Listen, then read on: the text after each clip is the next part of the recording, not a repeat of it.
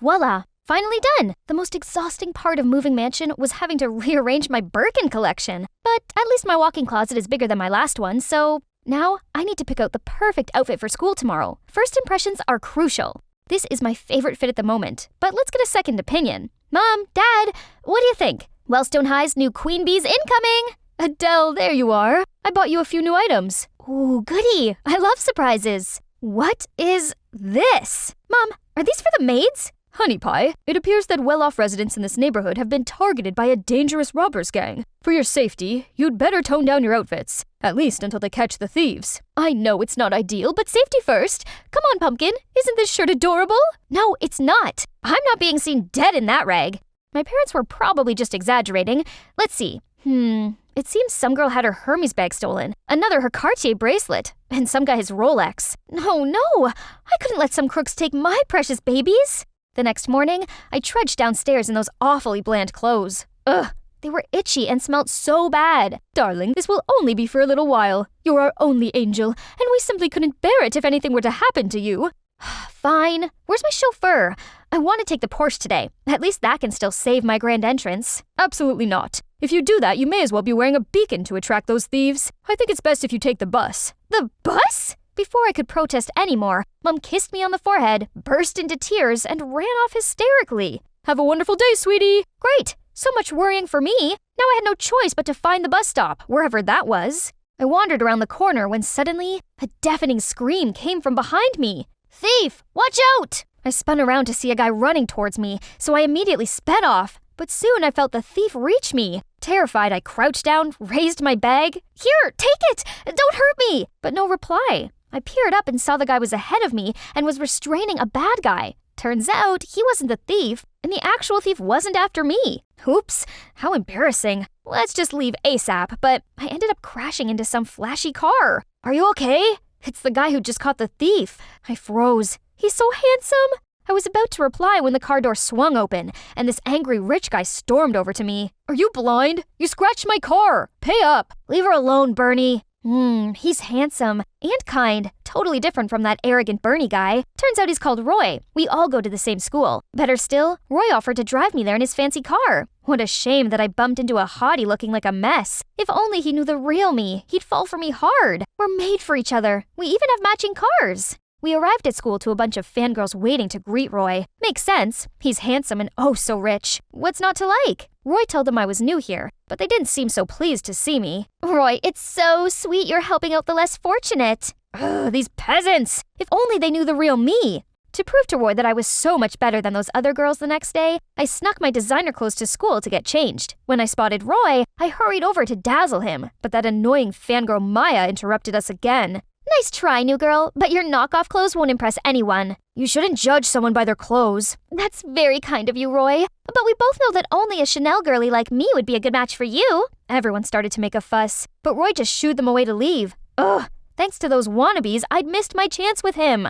After class, I changed back into my boring plain clothes ready for the bus home. What is this tacky fabric? Suddenly, Roy passed by. Cute shirt. I think it suits you much better. There's nothing wrong with dressing down. It brings out one's natural beauty better. Wow, it seems that rich boy Roy wasn't a show-off. What a blessing in disguise this pretending to be poor was. Roy clearly liked me more this way, so I should keep it up. Once, I pushed a bike to the end of the street and waited for Roy to pass by, so I could make out it was broken and ask for a lift. It's definitely not because I don't know how to ride a bike. Over the next few days, I clung to Roy. I told him how I didn't know anyone at school yet, or where anything was, as an excuse to get him to take me to the canteen. But look at the food. Really? Are we supposed to eat this? Oh, we've never gotten to eat stuff like this at home. Looks yummy! Luckily, Roy felt sorry for me even more and just caringly explained the menu. The next day, I brought in my own lunchbox with Roy's favorite, mac and cheese, which obviously was made by my chef, but he doesn't need to know that. He clearly enjoyed it, but then commented, Adele, you shouldn't waste your money and effort on me like that. Please just spend it on yourself instead. Even though he was wealthy, he was so thoughtful of others. How come I'd never thought of things this way? On the weekend, I went to a fair my parents were sponsoring in a nearby town. I wandered off by myself and suddenly spotted a familiar face selling caramel apples with some kids. Oh no, Roy! What was he doing here? He couldn't see me all dressed up like this. Before I could dart away, his eyes locked directly on mine. Roy! Hello? Why are you looking at me so strangely?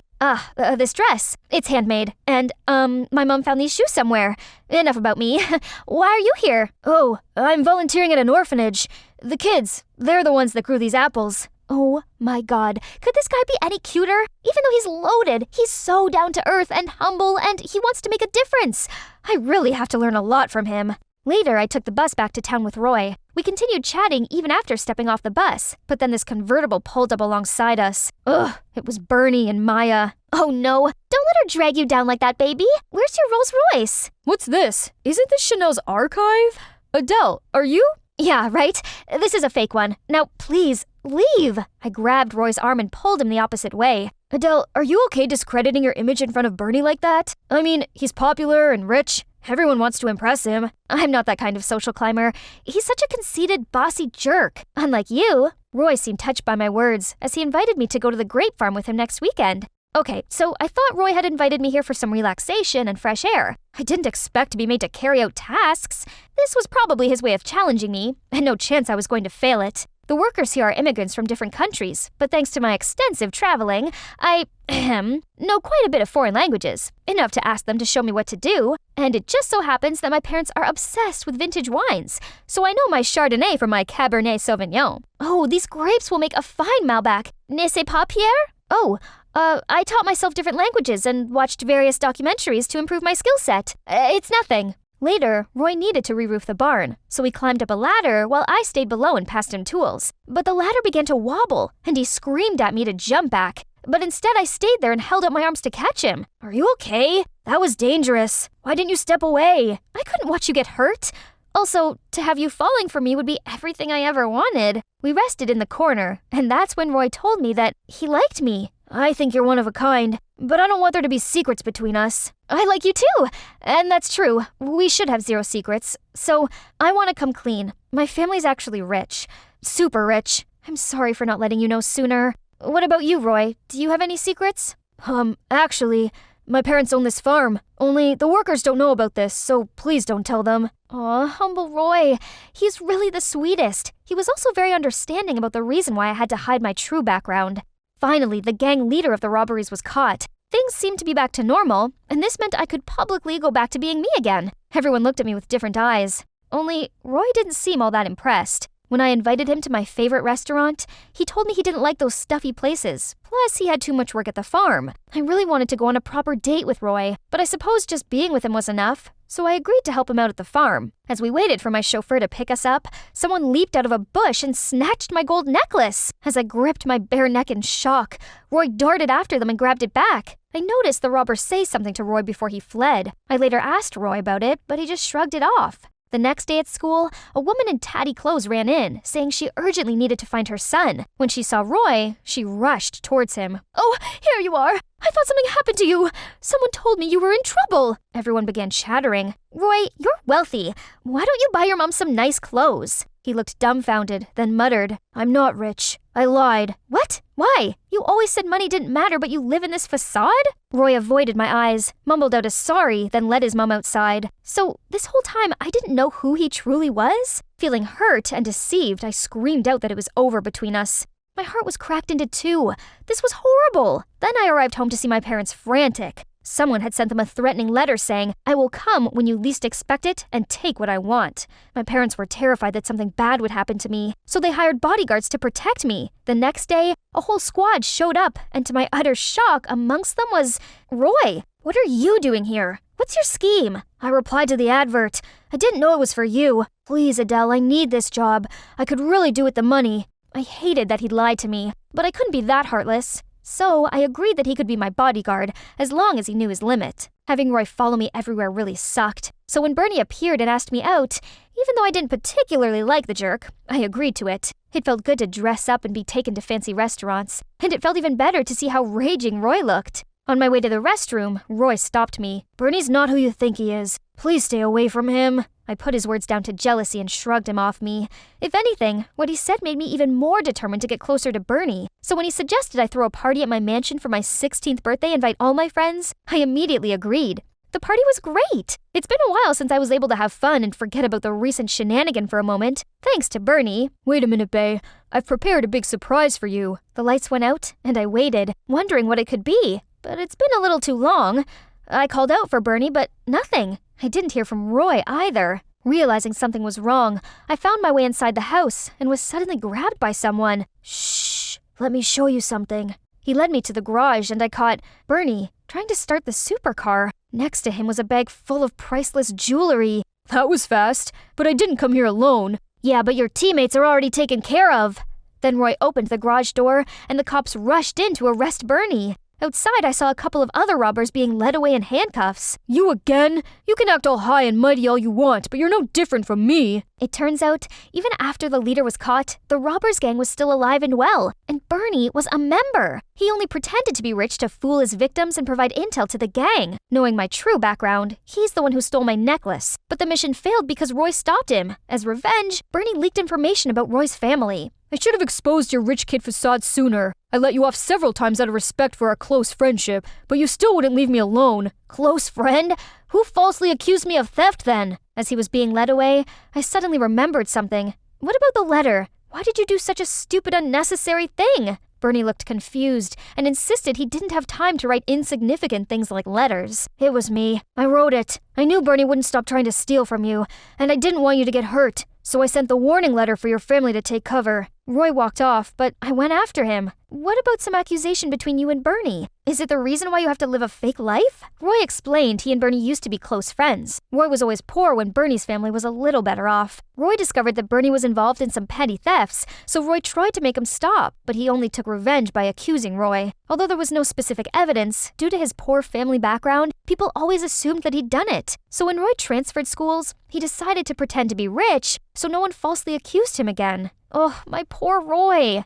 Ugh, why is finding my balance so tricky? Ouch! Roy helped me up and checked I wasn't hurt. You don't have to do this. Just live your life as comfortably as before. Nope, I want to do this. This way I can cycle to see you whenever I want. A flashy car or fancy outfit doesn't change my value as a person, but working with you felt good. And you know what? Even though you're not as well dressed as when we first met, I still like you a lot. The rich socialites chilling in their family luxury resort was a sight to behold. Grayson Andrews, the heir of the giant Andrews Corporation, who was just back from his Europe tour, and his sister Veronica was the notorious I want it, I get it girl. Ahem, this orange is oversweet. But, miss, this is fresh orange with no added sugar. Whatever, add some salt or anything, immediately. And bring me a sandwich with the beluga caviar here too. Yes, miss. You've become some grumpy old lady recently, Ronnie. Right at that moment, their dad hurriedly walked in, looking urgent. Kids, I have something serious to tell you. Do you remember our resort in Vietnam that got backlash last month? Is this the case where people were blaming us for harming the environment? It's just some employee's reckless act, and we already cleared it out, right, Dad? That's right. But I've just got the report that the inspectors got involved and the resort's suffering a great loss. I couldn't see it keep sliding like that. So, I've been thinking of sending you to Vietnam to take care of this. Dad, you can count on me! Vietnam, isn't it? That's where an idea came to Veronica. Dad, let me go with Grayson. I could be helpful. Her dad was considering it for a while and then agreed. Oh, Vietnam. It's been a hot minute. Of course, I have my own reason to be here again. And this is my reason. It all started back 4 years ago when Veronica's family gathered at Nam Family's resort on Lunar New Year, Tet holiday. Wow, my friend, see what you're building. You're right. I bet everyone would love this. Honey, this resort is surely profitable with this design and location. If only we could own one like this. Meanwhile, 14-year-old Veronica was totally mesmerized by someone else. Right at the moment her eyes caught the sight of Nam, Veronica was sure she met the one. Oh my, is this what people call love at first sight? Look at you. The little kid now grew up into a pretty girl, huh? Here's your lucky money. Instead of lucky money, could you please give me your lucky son? Everyone burst into laughter at her cheekiness, including Nam. I heard Nam is an excellent student at school. We can't waste talent, right? So, I think I'll offer him a scholarship in America. What do you say? A scholarship in the USA? Surely it's a good opportunity for me. He turned to see his parents' reaction, and they all nodded encouragingly. Thank you, Mr. Andrews. I'd do my best to pay back your kindness. But he definitely wasn't the one who enjoyed this the most, as our Veronica's heart was singing with joy, too. So that summer, Nam flew to America with all of the eagerness and excitement about the land of dream. He'd be staying with Mr. Andrews' family for the time being, and enrolled in the same school as Veronica and Grayson. And within the first week at the new school, he already established himself as a genius. It didn't take long for him to top in every single subject, and teachers were satisfied as he was also active in school's activities. Son, I'm so proud of you. Cozy as it seemed, the laughter in a warm family dinner didn't shine on the host's son, Grayson. I'd never heard the proud word from Dad before. Being the heir is not easy, but I tried my best. Why was he always the one outstanding? After the dinner, when others left, Mrs. Andrews approached Nom. Don't think my husband gave you some compliments that you believe you're above anyone. Remember, you're just a parasite on my husband's kindness. So Mrs. Andrews didn't like me here. I'd better be careful. From a corner, Veronica was hearing what her mom said to Nom. Mom's always been hard like that. It's all right, Nom. Be strong. You have me here. And she made sure she'd be anywhere Nom was, and no girls could come near him. Nom, be my boyfriend. Will you? Ronnie, don't make a scene here. Aw, did he just call me Ronnie? Everyone, attention! Nom is mine. Don't you dare bother my man. To seal up even more, she stuck a bunch of stickers on his clothes and bag. Nice tattoo, bro. It's nonsense. You like it? Then here. Then when Grayson had ran far, he looked down on his hand holding a sticker. Stupid girl. She couldn't design a better one? You think it's the end of how to get Nom's heart plan? Then you underestimate this girl. Nom, I got sunstroke. I'm too weak to walk myself. Take me home. Jeez, seemed like she'd never run out of tactics, huh? Wow, tending to your bae this much. Nom simplord. The buzzing from the others did bother him, but he didn't want to make a mess as he's indebted to Veronica's family's kindness. And deep down, he found her annoyance kinda cute. Aw, so sweet, man. Maybe he likes me too. And then Grayson ran towards them and cheerfully gave them the good news. Hey, Dad just won a big contract, and we will dine in Gordon Ramsay's restaurant tonight, guys. Yay! Are you sure you're tired? Ouch! Oh, my head hurts so bad. Nom, I think I'm gonna faint. Carry me, too. You wish! I'm gonna be up here forever! Then 3 of them walked side by side, happily chatting, and the schoolyard seemed to be lit up by their cheerful laughter. Everything went smooth like that. Then one day, Veronica woke up to see Nom was packing all his stuff. What are you doing? I'm going back to Vietnam. Why? Has anything happened? Please don't go! Get off me! Then he coldly walked straight out of her house with no more words. Veronica crouched in sadness. Worse still, no matter how hard she tried to contact him, still no replies from Nom. The only news she could update was his family's resort was plunged into crisis. And with a goodwill, Veronica's dad offered to buy the resort with an enormous sum to help them restart their business anew. And for the past 4 years, her heart still wanted no one but Nom, and she'd been waiting desperately for this reunion. Yo, long time, right, bro? Hello, stranger. It actually feels good to see them too. If only that hadn't happened, the 3 of us might still be a perfect trio now. Nom couldn't forget the day when the hurtful truth was revealed. It's you who schemed against our resort? But why? Huh, you should ask why your father had that impeccable resort that makes me want it to be mine. Thanks anyway. I'm gonna tell Mr. Andrews. Suit yourself. But remember, 2 families are working together on a project. Let's see. If we withdraw, who knows? Your family will go bankrupt. Do you really want that? Huh?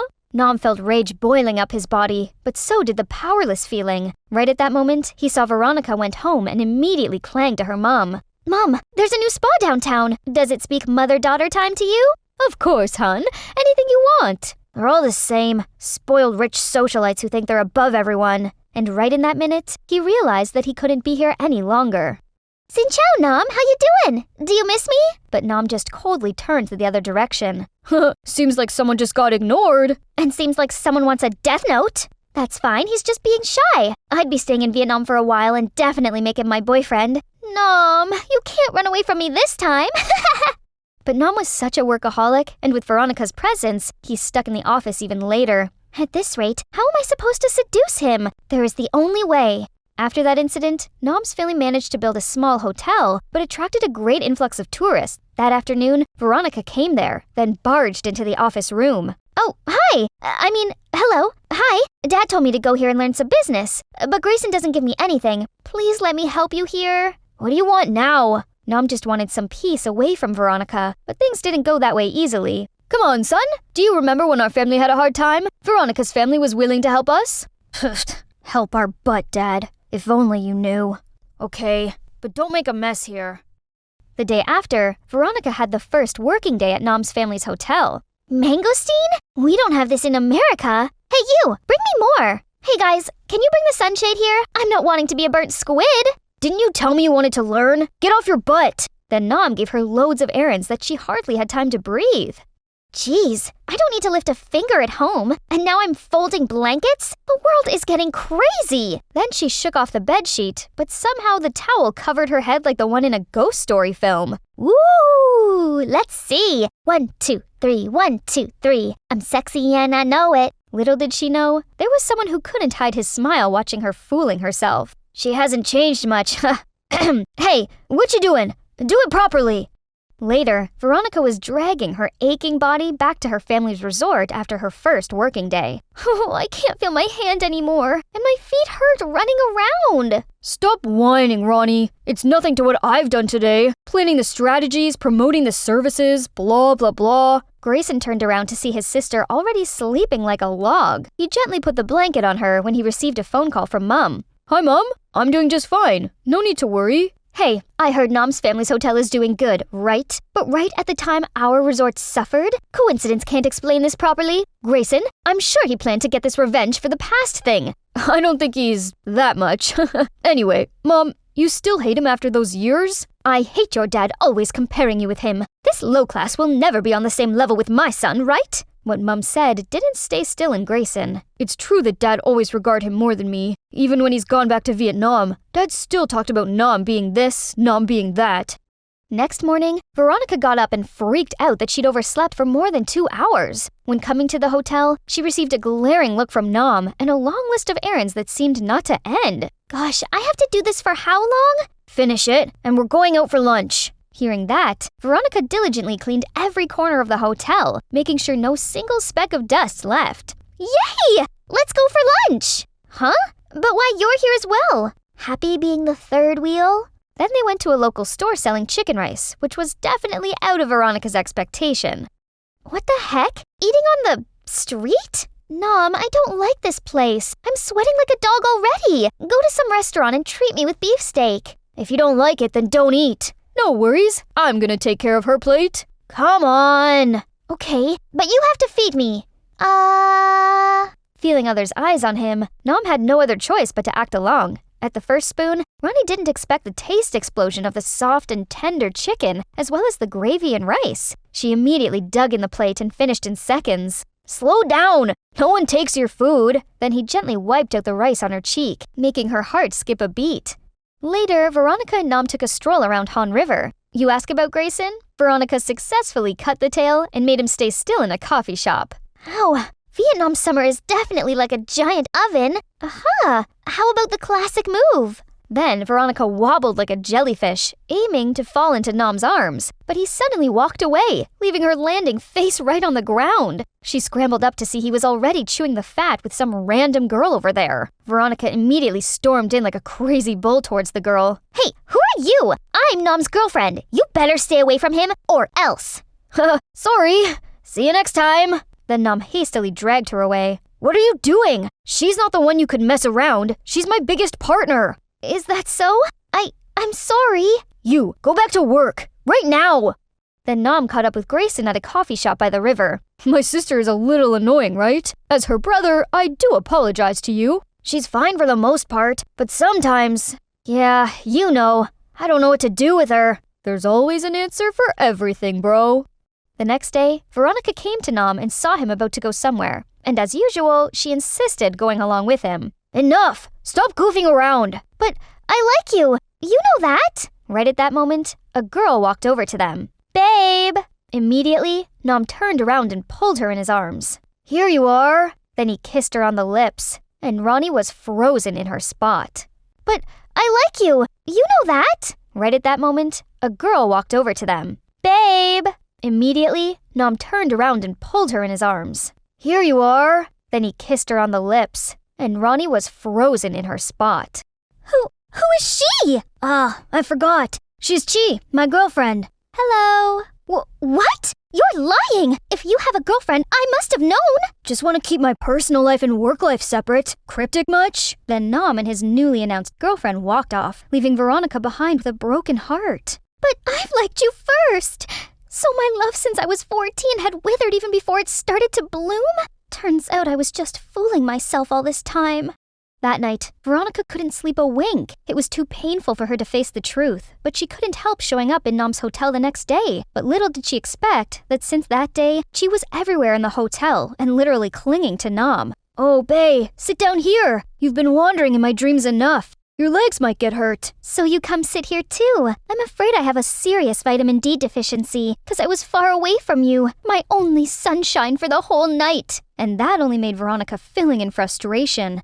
And also suspicion. Say I woke up early to cook for you. My bae needs the most organic and fresh food ever in this world. But he's allergic to peanuts! Oops, is it so? You, cheese, right? It's chi, no ending sound. Whatever. What kind of girlfriend are you not knowing your boyfriend's allergy? How reckless. His face would be seriously swollen like a chipmunk eating that. There must be something off between them.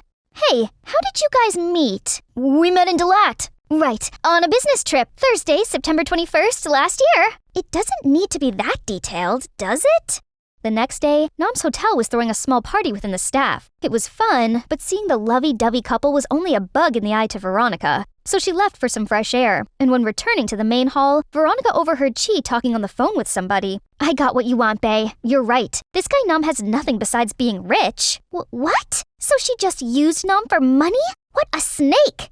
Veronica was about to jump to confront her, but she'd gone away, so she immediately came to find Nam and was excited to expose his so-called girlfriend's real face. But instead, he went blast on her. You stop your nonsense already! She's a good-natured girl, not some spoiled young lady who insists on having anything she wants. Are you implying I am that spoiled young lady? Your words, not mine. You've gone too far, Nam. I like you, but it doesn't mean you can talk rubbish about me. Okay, fine. I'd leave you alone. And with that, Veronica ran away, tears streaming down her cheeks. This is what he's been thinking of me? I've known him for ages, but now he treated me like a thorn in his eye, and even thought ill of me just because of some random girl? Right then, Chi approached Nam. Is there something wrong? Nothing. Anyway, thank you for your cooperation. Seems like she's not gonna be messing anymore. You're welcome. And also deliver my thanks to him. His idea is top-notch. Then Nam left, but he wasn't sure he's happy with what just happened. Was I too harsh on her? Early the next morning, Veronica was woken by a knock. What are you doing here? I remember not making any troubles to you since last night. Today I will have a trip to Hoi An to build a customized tour for our hotel's customers. Wanna join? No, I don't want to bother you. If so, what a pity. I just happen to know a good bang me, Hoi An. But you don't want to go. It's okay. Huh? Why didn't you say it sooner? I've always wanted a bite on Hoi An Bang Mai. Sign me in! By the way, it's Bang Me, not Bang Mai. Okay, Bang Me! Yeah, that's it. Later, when they arrived in Hoi An, Ronnie was mesmerized by the medieval grace of this ancient town. The streets of gold and yellow houses were blooming in colorful paper flowers along with vibrant lanterns. Wandering around the town, Ronnie felt a surge of excitement and nostalgia about her country of birth that she parted since she was small. Aw, this is cute. And here! Ronnie, now we look like twins. Let's take a picture together. Twin my butt? Oh, I almost forgot the real reason I'm going here. But they came to the Bang Me store to see it was jammed with people queuing. That didn't make Ronnie waver a bit, as the mouth-watering Bang Me was the only thing in her mind now. She had been patiently waiting for her turn for almost 30 minutes. But right then there was a girl with little puppy eyes looking up to her. Ronnie looked at her, then her newly baked Bang Me on her hands, and after a few seconds of hesitation, she gave it to the little girl. Hey kid, it's now yours. Huh? What's she doing? Hasn't she been longing for it all this time? Got bored already? Poof! I just don't want those kids to wait under this scorching heat. Okay. Go eat under that tree. I'll get you another one. You want some? Nah, I've eaten enough. Nam's buying bread for me. So sweet. His kind offer made her heart dance like crazy. Not knowing from afar, Chi was glaring at her with bullet eyes. Ronnie was happily devouring her bread when she noticed an old woman with the bamboo yoke selling something strange. What's this? Bang Nyak Do. Buy it. Yummy, yummy. It's Vietnamese dragon beard candy. Candy? So those threads are edible? Buy it for me, Nam. Bae, only kids like this. But Nam still agreed to get some for Ronnie. She was excited about the strange snacks, maybe too excited that she blew the powder so hard, accidentally getting it all over Chi's face. What? How dare you? Oops, I'm so sorry. But you look like Snow White. Just a bit of a variation.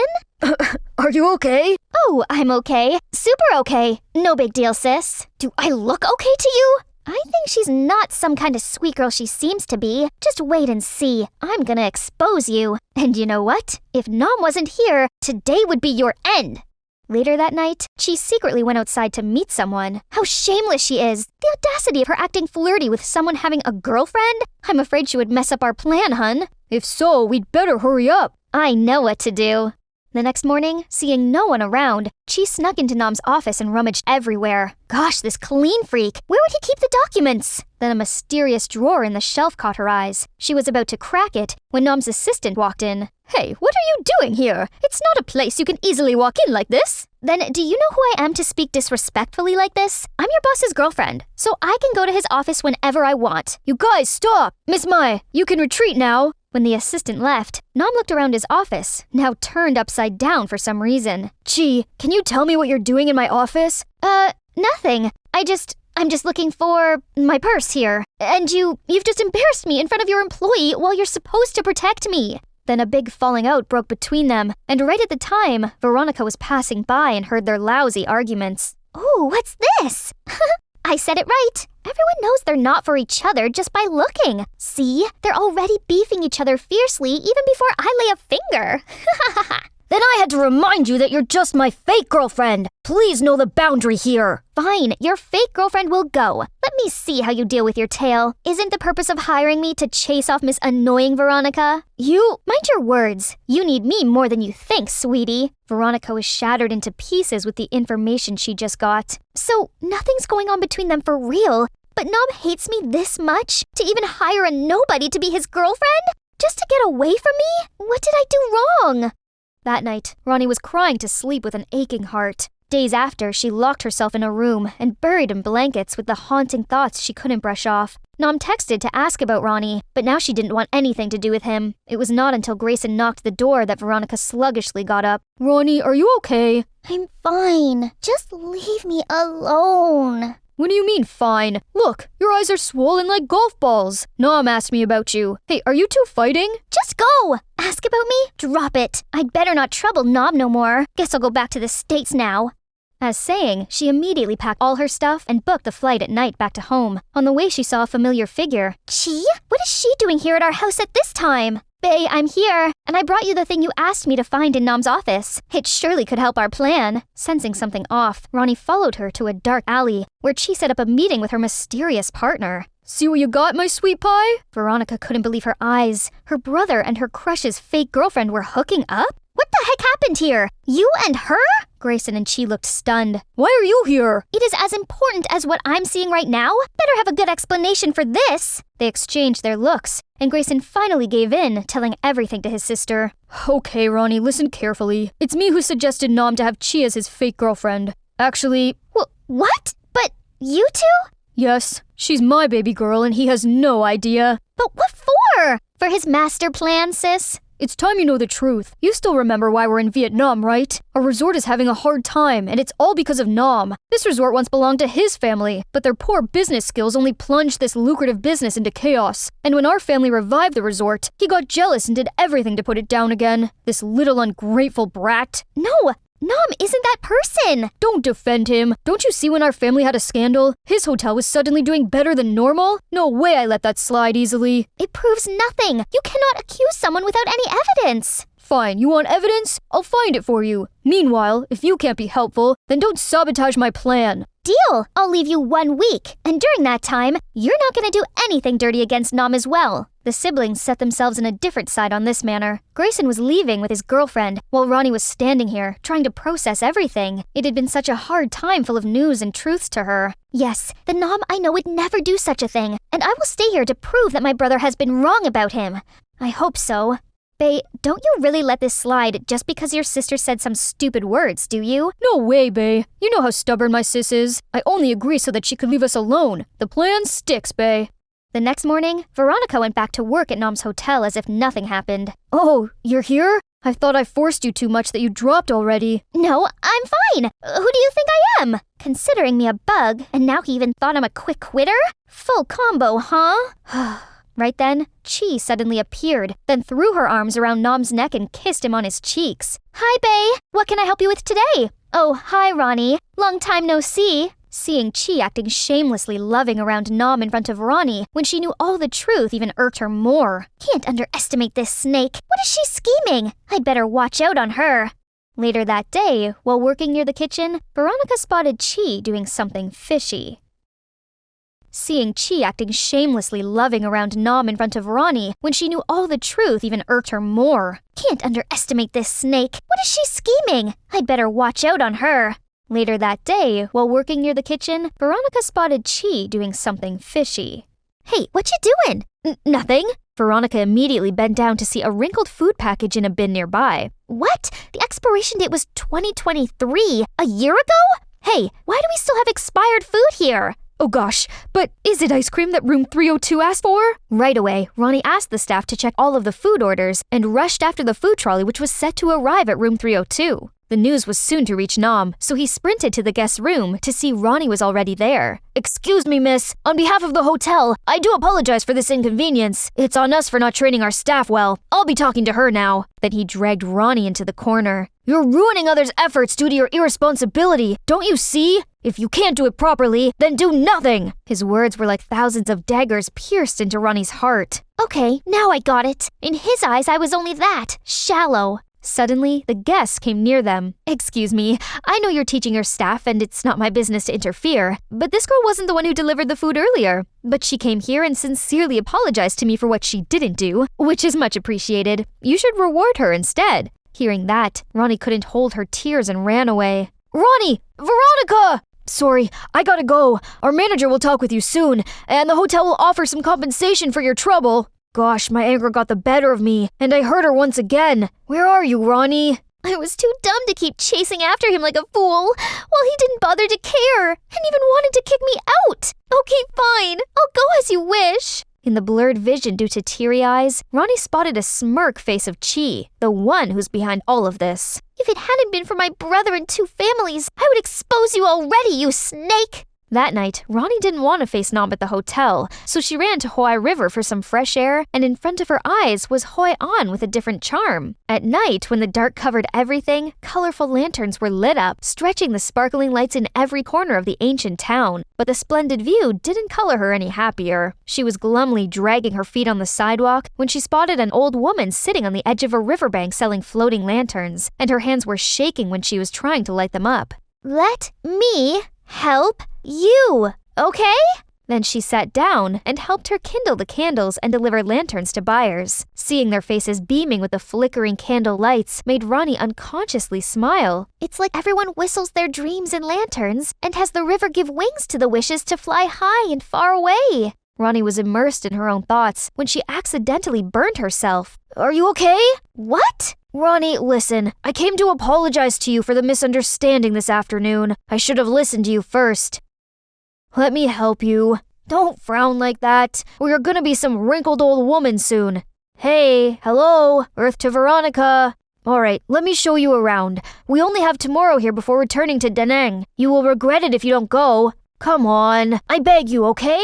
Veronica was still in a foul mood, but unknowingly stretched her hand. They said goodbye to the old lady and walked side by side along Hoai River, but no one said anything until, Are you gonna ignore me forever like that? You think I'm some annoying girl, don't you? Huh? Why you ask that? No, maybe. Then why you had to hire a fake girlfriend just to avoid me? What? She knew it? But how?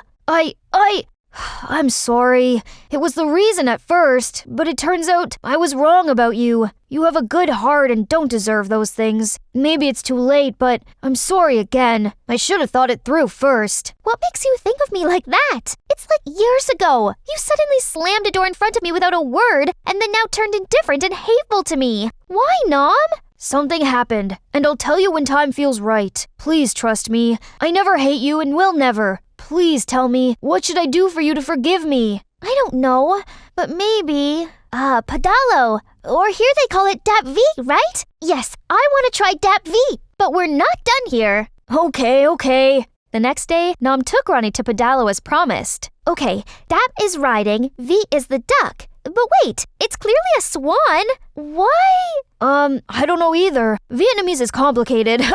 Having tickets, 2 of them were waiting to be on boat, and Veronica couldn't hide her excitement. Okay, be careful. It's flippable. Poof, I'm not a kid. Then Ronnie excitedly jumped on the boat, causing it to sway from side to side, and it wobbled even more as she was being extremely panicked. Ah! I haven't watched Stranger Things Season 5 yet! I can't die now! Nom, save me! I told you, what? Now, take my hand. Ronnie slowly held out her hand, then Nom gently pulled her in his arms and helped her sit down. Do you feel okay now? No, I'm not okay at all. Hey, aren't you saying you want to do pedalo? Here you go. Ah, that's right! Then they left the dock and started pedaling farther. Ronnie at first had some troubles in steering the boat, but with the help of Nom, she totally enjoyed this little game. It's just like riding a bike. Simple, isn't it? Yeah, it's kinda an exercise, right? Then exercise more!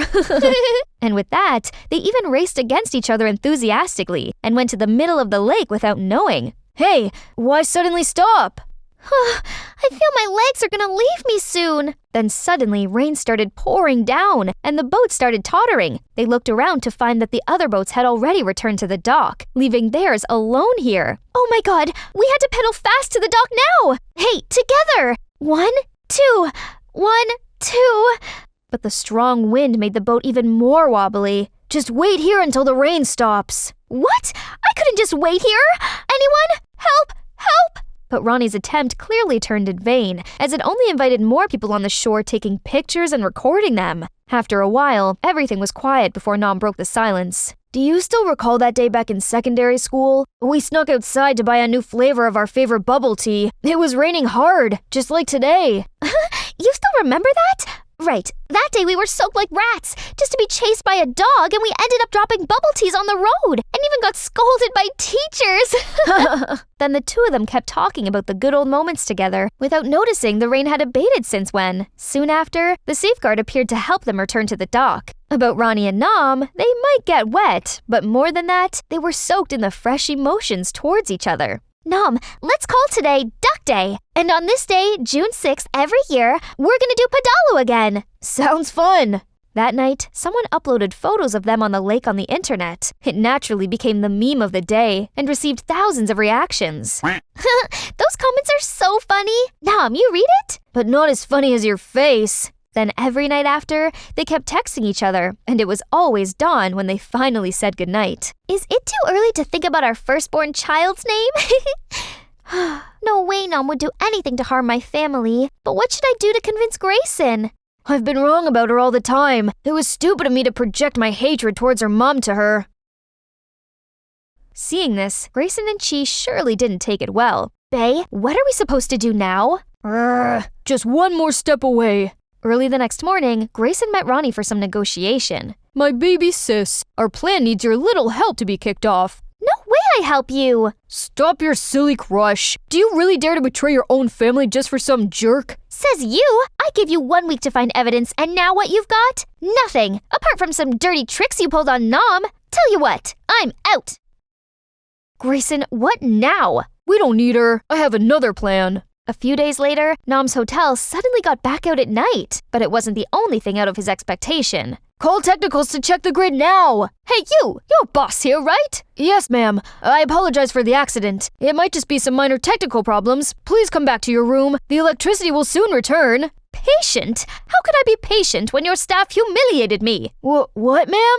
Everything's turned pitch black and I was trying to find some receptionist. Here you are. Why cut the electricity without notice, huh? Please bring me a fan or something. I'm sweating like crazy. You're sweating not for being hot, but for you being overweight, miss. You're saying what? Are you deaf? I'm saying because you're fat, miss. So this is the way you train your staff? Right then, more and more customers came to confront Nom. Hey, some staff snuck into my room saying to fix some wire plugs, but he stole my wallet away. Me too. My laptop was stolen when the lights were out as well. Hotel what? It's a scam, guys. Nom was trying to calm the guests down, but they seemed not to be in a mood for any explanations. Instead, they asked to return the room and demanded a payback. How could this happen? Little did he know, the mastermind was already sneakily slipping through the crowd to run away.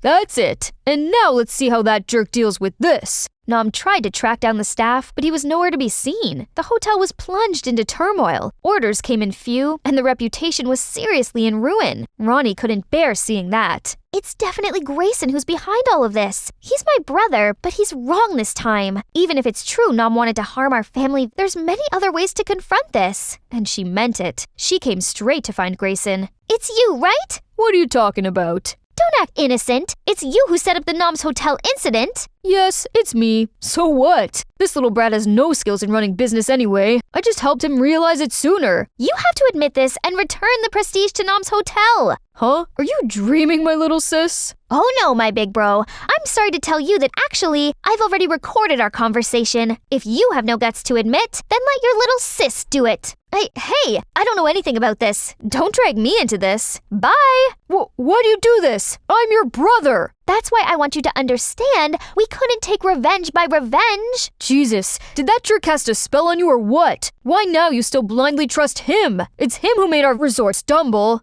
Then Nom out of the blue barged in. Who told you I harmed your family? Here you are. If not you, then who else? Isn't it you who did this to take revenge for... Keep talking. Why stop? Take revenge for what? I've already turned a blind eye and let this slide, and now you want to dig this up?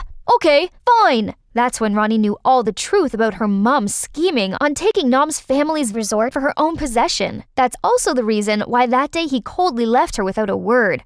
My mom? So my dad was also in on that? No, your dad is totally oblivious about that. Mr. Andrews was so kind to help us with a handsome sum to start again. He's been so nice to us, so I don't want to make a fuss. And you've known about this the whole time, but still talk about revenging? Don't you see our family is the one who should take the blame? Grayson, it's the karma we have to take. I'm so disappointed in you and Mom. Nom, I do apologize to you for all the troubles my family has caused you and your family. I will handle this ASAP. Then Veronica asked Grayson to publicly admit his scheme and apologize to Nom. This wasn't easy for Grayson, but I know deep down, my brother isn't a bad person. Thanks to that, Nom's hotel resumed working smoothly as before. After that, Ronnie and her brother came back to the States and told the truth to their dad. What? You've been doing this behind my back the whole time? You know what? We're more brothers to each other. When I had nothing, it's him who helped to lift me up, and now you requite evil with good?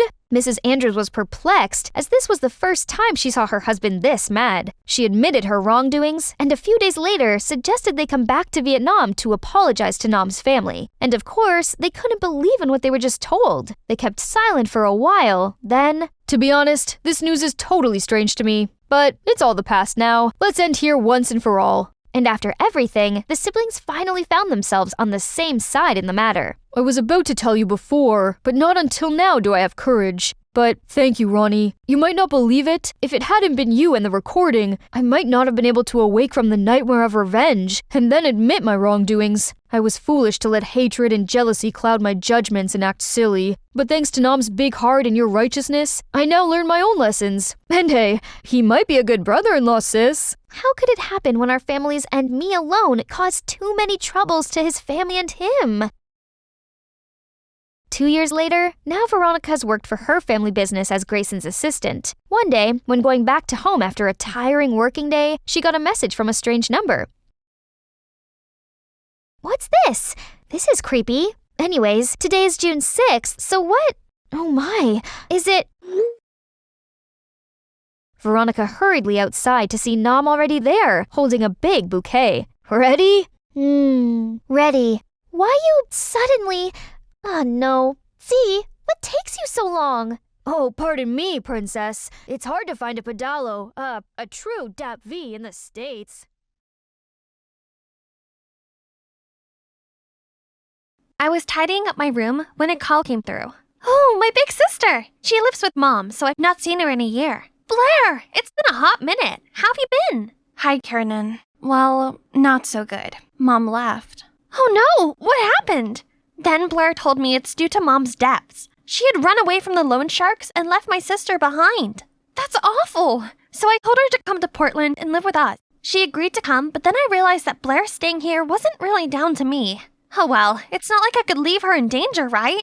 So later over dinner, I told my family about Blair's current situation. Oh, how terrible! Yes, Blair must come and stay. Yay! Their kindness didn't surprise me as my stepmom and stepsis, Chrissy, have been lovely to me ever since I moved in. You know what's even cooler? Christy is a rising teen pop star, but she's so sweet. We've grown super close, and she even told me all about her secret boyfriend, Damien. They'd been together long before Chrissy became famous, and had since kept their relationship out of the public eye. This is so exciting! I haven't seen Blair since our parents split. This guest bedroom is going to be hers, and we're living under one roof again. Blair's basically my alter ego. She's pretty, outgoing, and popular, while I'm more of a homebody. Come to think of it, I see a lot of Blair and Chrissy. They're both so extroverted and confident. They'll get along just great. But to everyone's surprise, Blair showed up looking completely different. Wow, it seems like living with Mom, a party animal, had clearly influenced Blair. Hello, Blair. I'm Stacy, and this is my daughter, Chrissy. Welcome to Portland. You must be tired from your trip. Let me take your bag. Sure. Huh? Doesn't it seem like everyone's excited about Blair's arrival, all except for Blair? Maybe she's just tired. I showed Blair her room and helped her unpack. Oh my god, they're unbearable. How can you stand living with them? They think they're so much better than everyone else. What? Blair had only spoken to them for 5 seconds. Why she disliked them so much already? Give them a chance, they're really lovely. Blair's probably just stressed out from all the mom stuff. Hopefully, with time, she'll see how great stepmom and Chrissy are. Only things didn't get any better. After class, both Chrissy and Blair came up to me. Hey, wanna hang out? I asked her first. Oh, then we can all go together. Sorry, Chrissy. It's just that we haven't seen each other in ages, and there's a lot of catching up to do. Maybe we can go to Sephora tomorrow to check out that new Anastasia palette you like. Sure, have fun. Then Chrissy left. I'm sure she really wants us all to hang out. Oh, please. She thinks just 'cause she's popular, she can always get her own way. She's mid. Okay, maybe it's best not to mention either of my sisters to one another to avoid World War III. Things went on like that for a while. I took turns to hang out with Blair and Chrissy. Once, when Blair was chilling in my room, I noticed her smiling at her phone. Seemed like our homegirl had finally found something fun to enjoy around here. I excitedly asked her what she was watching.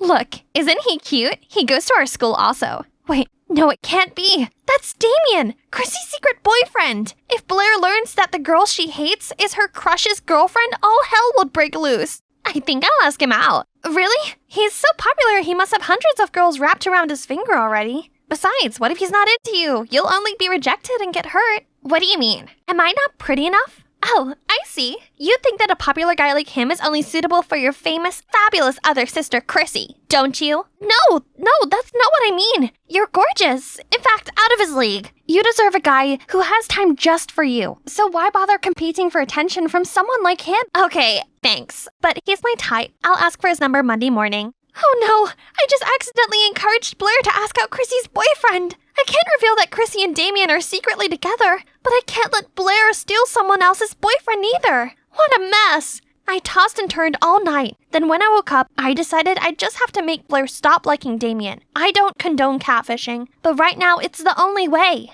Hey there, Blair, right? It's Damien here from math class. What you doing? A few seconds later, Blair replied, Oh my god, I was just thinking about getting your number. Looks like the first steps of my plan are working. I texted Blair as Damien regularly. I made sure he was a man of 1,000 red flags. But for some puzzling reason, Blair seemed smitten with him. I gave him a seriously challengeable temperament. He could throw a tantrum one moment and become sweet the next. Then I photoshopped Damien's selfie into a photo of a messy bedroom, then sent it to Blair. Surely she couldn't abide by a narcissistic, messy guy like him.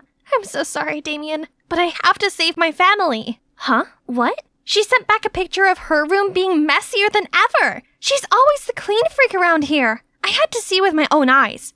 Hey, may I borrow your hair curler? And what's with your room? So what if it's a bit untidy? Neat people are total psychos. Okay, it's time to get personal. Blair's biggest pet peeve was being commented on her look. So when she sent Damien a selfie, I didn't hold back. Babe, can't you dress more ladylike? And you really should cover up that awful tattoo. Voila! That's how you wake up the beast inside this fierce girl. However, the next day, Blair showed up with a completely new look. Worse still, she walked straight over to Damien. I had to fake having an emergency to prevent a disaster from happening. Afterward, I texted Blair. I'm not ready to let everyone know about us yet. Please understand, babe. You know I like you. There, that should stop her from trying to approach him again. Even so, during lunch, Blair wouldn't stop blabbering about Damien and showing me his texts. Isn't he quite rude? You don't normally let guys tell you what to do. He's not. He's just opinionated. I'm into that. No, he's horrible. I don't understand why you like him. He's sweet. You just don't know him like I do. Our love is complicated, but that's what makes it special. Seriously, you called that love? What do you know? Okay, little Miss Love Guru, if you're really that experienced, make that guy your boyfriend, succeed, and I'll give up the love of my life. If not, I'll do as I please. What Blair's daring me to do was impossible. That guy, Adrian, is as popular as Damien. While Damien's the friendly one, Adrian is nicknamed Jack Frost due to his icy cold exterior. Rumor has it, no one has ever seen him crack a smile. Surrender, as expected, then step aside, sister. Not knowing what else to do, I agreed to the bet. This is for Blair, for Chrissy, for Dad's happiness. Hi, Adrian, right? Are you free tonight? Or whenever. He gave me this cold glance, then went back to chatting with Damien. Please, I'm just trying to win a bet with my sister. One smile from you is enough to save the fate of an entire family and stop 2 girls becoming homeless. Can you just... Adrian gave me this odd look. Then he burst out laughing and took my hand. Sure thing. Can't wait for our date tonight. I left in a haze of confusion. That really just happened? Adrian must be messing around. But nope, he actually showed up at my doorstep that evening. This meant I'd won the bet, right? So I called Blair over to show her, but she just brushed it off. That proves nothing. Talk to me when Ice Boy professes his love for you. Man, I guess this means I'm going on a date. The tension in here was palpable, so I decided to break the awkward silence. Hey, where are we going? I mean, this isn't actually a real date, is it? It's definitely real. You insisted. I must have looked so dazed that he continued. Don't worry, I'm not messing with you. Anyway, I think you'll like where I'm taking you. I used to think he was incapable of smiling, but turns out he looks even cuter when he does. A drive-through cinema? Wow! I'd seen these in old movies, but I had no idea it still existed. So, what's the deal with your sister Chrissy? You mentioned the bet? You know that Chrissy is my sister? Of course, it's not exactly hidden. Besides, I'm friends with Chrissy's boyfriend. So, you know? Yep, there's no secrets between me and Damien. And don't worry, I have his back. So, can you answer my question now? I like this different side to Adrian. So before I could stop myself, I told him how the bet wasn't with Chrissy, but with my other sister, Blair. And I was catfishing Blair as Damien to protect my family, but it's barely working. Whoa, that's intense. Secrets make things complicated. Life sure would be easier if we could just be ourselves. So, why did you decide to go on a date with me? Don't you think it's weird? No, not really. Beats how girls normally ask me out. I arrived home feeling on cloud 9, but then I walked past Chrissy's room and saw her upset. I asked her what's going on. It's Damien. He wants us to go public, but I told him I'm not ready yet. I like having this part of me private, and I don't want Damien to be open to backlash and scrutiny. But he didn't understand and thought I was embarrassed of him. Oh, Chrissy, what a pain. Give him time, I'm sure he'll come around. But the school performance is in a few days. How am I supposed to take the stage in this state? I hated seeing Chrissy so downhearted like this, and I thought about Adrian and what he said during our date about honesty. I don't know much about the pressures of fame, but I do know that your feelings for Damien are real. I don't think love is something that you should hide. Honesty is the best policy. It might be hard at first, but you can get through it together. Now, come to my case, I should also follow my own advice and put an end to my catfishing before it gets out of hand. I tried hard to think of the best way to break this to Blair while we were walking to school the next day. After much hesitation, I pulled her aside before entering school for a talk. Only, before I could get to the main part, Damien walked past and oddly, Blair didn't do so much as to blink. Seeing my confusion, she said, "Yesterday he ignored all of my messages. You're right, I deserve someone better. Anyway, what did you want to tell me?" "Oh, my date with Adrian was amazing. It all happened because of you, so thanks. And sorry about Damien. It's okay." That's strange. Did my smitten sister really just give up that easily? But anyway, at least it's all over now. And I don't even have to come clean anymore. The day of Chrissy's performance arrived. Me, Adrian, and Damien had backstage access. Actually, I'm here for emotional support as Chrissy is about to tell everyone about her relationship with Damien. This is a surprise for Damien too. He just thinks we're here to get a better view of Chrissy. She slays the performance and the audience adored her. Thanks everyone. Thank you so much.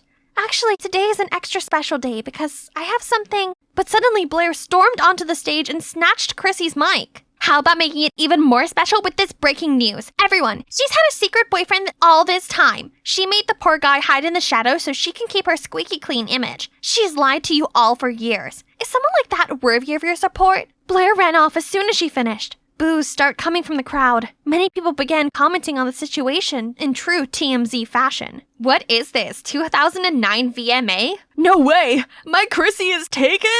Meanwhile, Chrissy had a panic attack and froze there on the stage. I didn't know what to do.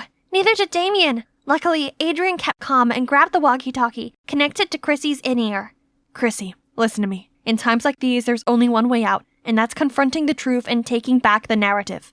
I looked at Adrian and realized something about my own problem. More on that later. For now, let's see how Chrissy handles this. Well, there goes my big reveal.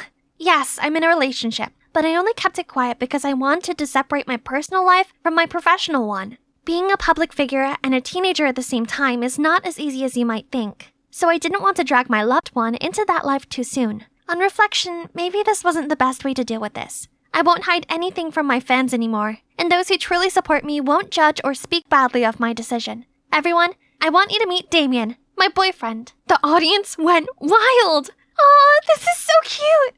But I still had one more problem to deal with. Blair. I looked everywhere and finally found her hiding under the bleachers. Blair, it's just me. Please come out. I started to talk about what just happened, but Blair didn't want to hear it. I know everything. You tricked me because you think I'm an idiot. La la la la la la. I let her finish her outburst and calm down. Then I apologized and told her the truth. I only did it because I didn't want you going after a boy who's already taken. I know I went about it in a completely wrong way, but I just wanted to keep our family together. I love you, and I don't want to be in the middle of your jealousy towards Chrissy anymore. If you just gave her a chance, you could have just been honest with me. This is all because you prefer Chrissy over me, don't you? No, of course not. I just wanted to protect you, and for there to not be any more conflict between you and Chrissy. I'm so sorry. Please forgive me. Actually, I'm not jealous of Chrissy because she's famous and gorgeous. It's actually because you guys are really close. We used to be that close when our parents divorced, and now it's like I've been replaced. Blair's honesty touched me in the feels. I gave her a big hug, but then realized that we weren't alone. Actually, I'm jealous of you, Blair. You're all Kiernan ever talks about. And I feel that, even though we're close, I can't compete with her real sister. Oh, so the tension between them wasn't just over a boy. It was actually over me. To me, you're both my real sisters, and I love you dearly. Come on, sisterly cuddle. Oh, by the way, how did you know that I was pretending to be Damien? I overheard your conversation with Chrissy. It didn't take much digging around to figure out it was you texting me, not the real Damien. While we're at it, I find it worrying you were still into him after all those red flags. In future, please let me vet your dates first. You're too easily blinded by good looks. Oh dear. That's why us girls have to stick together, especially when it comes to boys. My precious Sunday is ruined because of my not-so-precious sister, Emma, who insisted on dragging me to church for some sister time. We walked in to see the priest rushing over. Welcome in. You must be our new member, Janet. Whoa! Just then, the holy statues nearby all fell over and shattered to pieces. It's a bad omen. She's a jinx. No! You devil! Get out of here! Yep, that's me. You're probably wondering how I ended up in this situation. Hi, my name's Janet. If you think I'm a jinx too, you're seriously wrong. Because animators, rewind that last scene. Pause it right there, and... See that? That's my sister, Emma. And fast forward a bit more. Pan over, please. There. That right there is the ringmaster behind my so-called bad luck. You must be wondering why I hadn't exposed Emma that day. It's because everyone is fooled by her naive Cinderella look and never believed how a living angel could do such mischievous deeds. But the truth is, she's the devil. She did everything to make me look like a walking disaster everywhere I go. But who am I, huh? That night, to get back at Emma, I hid under the bed till she was sound asleep, wrapped my icy cold hands around her ankles, jumped out from under the bed, and boo! Emma screamed through the roof, and our parents walked into the room worried just to see me laughing hysterically. Right then, the police on patrol also barged in, thinking something real wrong went on in our house. We ended up spending the night trying to explain to them nothing happened, and they finally left. Do you know how many sleepless nights we've had just because of you girls' petty fights? That's it. I'm signing you both up to join a community farm from tomorrow. What? But Dad, I can't live amongst animals and dirt. For once, I agree with Emma. There's no way I'm going there. You're not going back till you learn to live with each other. Living with Emma 24/7? I'd much rather be the Jinx now. So the next morning, Mom and Dad drove us to the farm to live off the land and bond together. But look at this tranquility and picturesque scenery. Maybe coming here wasn't such a bad idea after all. Suddenly, a loud, obnoxious track started playing from inside my suitcase, startling the animals, and they went rogue. Stop the music! But my suitcase was locked. I caught Emma smirking, pressing her phone, and the music suddenly stopped. Once everything was under control, the farmers gave me looks of disapproval. Just when I thought things couldn't be any worse, a trailer nearby slipped off and began to roll downhill, heading straight for an oblivious farmer. Emma immediately swooped in and pushed herself and the farmer out of harm's way just in the nick of time. Richard, are you okay? Oh, yes, thanks to this young lady. You saved my life. What a good luck charm you are. That trailer has been sitting there for ages without any problems. Why did it suddenly break just now? Oh, it's my sister. She has this reputation for bringing bad luck wherever she goes. I apologize on her behalf. No. Don't listen to her. She's evil. That's not something you should say to your sister. Look at her. What an angel. Emma immediately activated her manipulating power. Aww. Come on. We got the nicest room for you. Hey, what about me? The next morning, I was told to milk the cows while Emma didn't even have to lift a finger, just wandering around and pulling pranks on me. In a panic, a guy appeared and helped me out. What happened here? The hoses are all snipped off. I'm so sorry about that. It's my sister's stupid prank to get me to look like bad luck. Interesting. Oh well, we'll hand milk the cows until we get them replaced. Hand milk? That'd take forever. Emma's gonna have to pay. Hey, no need for that. I'll give you a hand. I'm Kai, by the way. He gave the brightest smile, and I instantly felt better. I'm Janet. Thanks for helping me, but which buttons do I push to get milk? Kai cracked up, and I felt like the dumbest thing in the world. I'm sorry, but that was so cute. Okay, you don't push any buttons. You squeeze it, like this. Just then, Sylvia walked by and saw us. Well. Who makes you smile like that, Kai? Janet, you are really something, huh? As she left, I felt my heart racing and saw Kai blushing also. Whew, it sure feels hot like summertime. So, Kai, how long have you been living here? Just recently. I'm actually a skier from the city too, but I came here due to some stuff. Come on, let's go sell the milk. Kai and I then made our way to the bustling market. Surprisingly, customers were eager to get their hands on our milk. I was ready to make my first hard-earned cash when suddenly, you'd better watch out. You'd better not buy.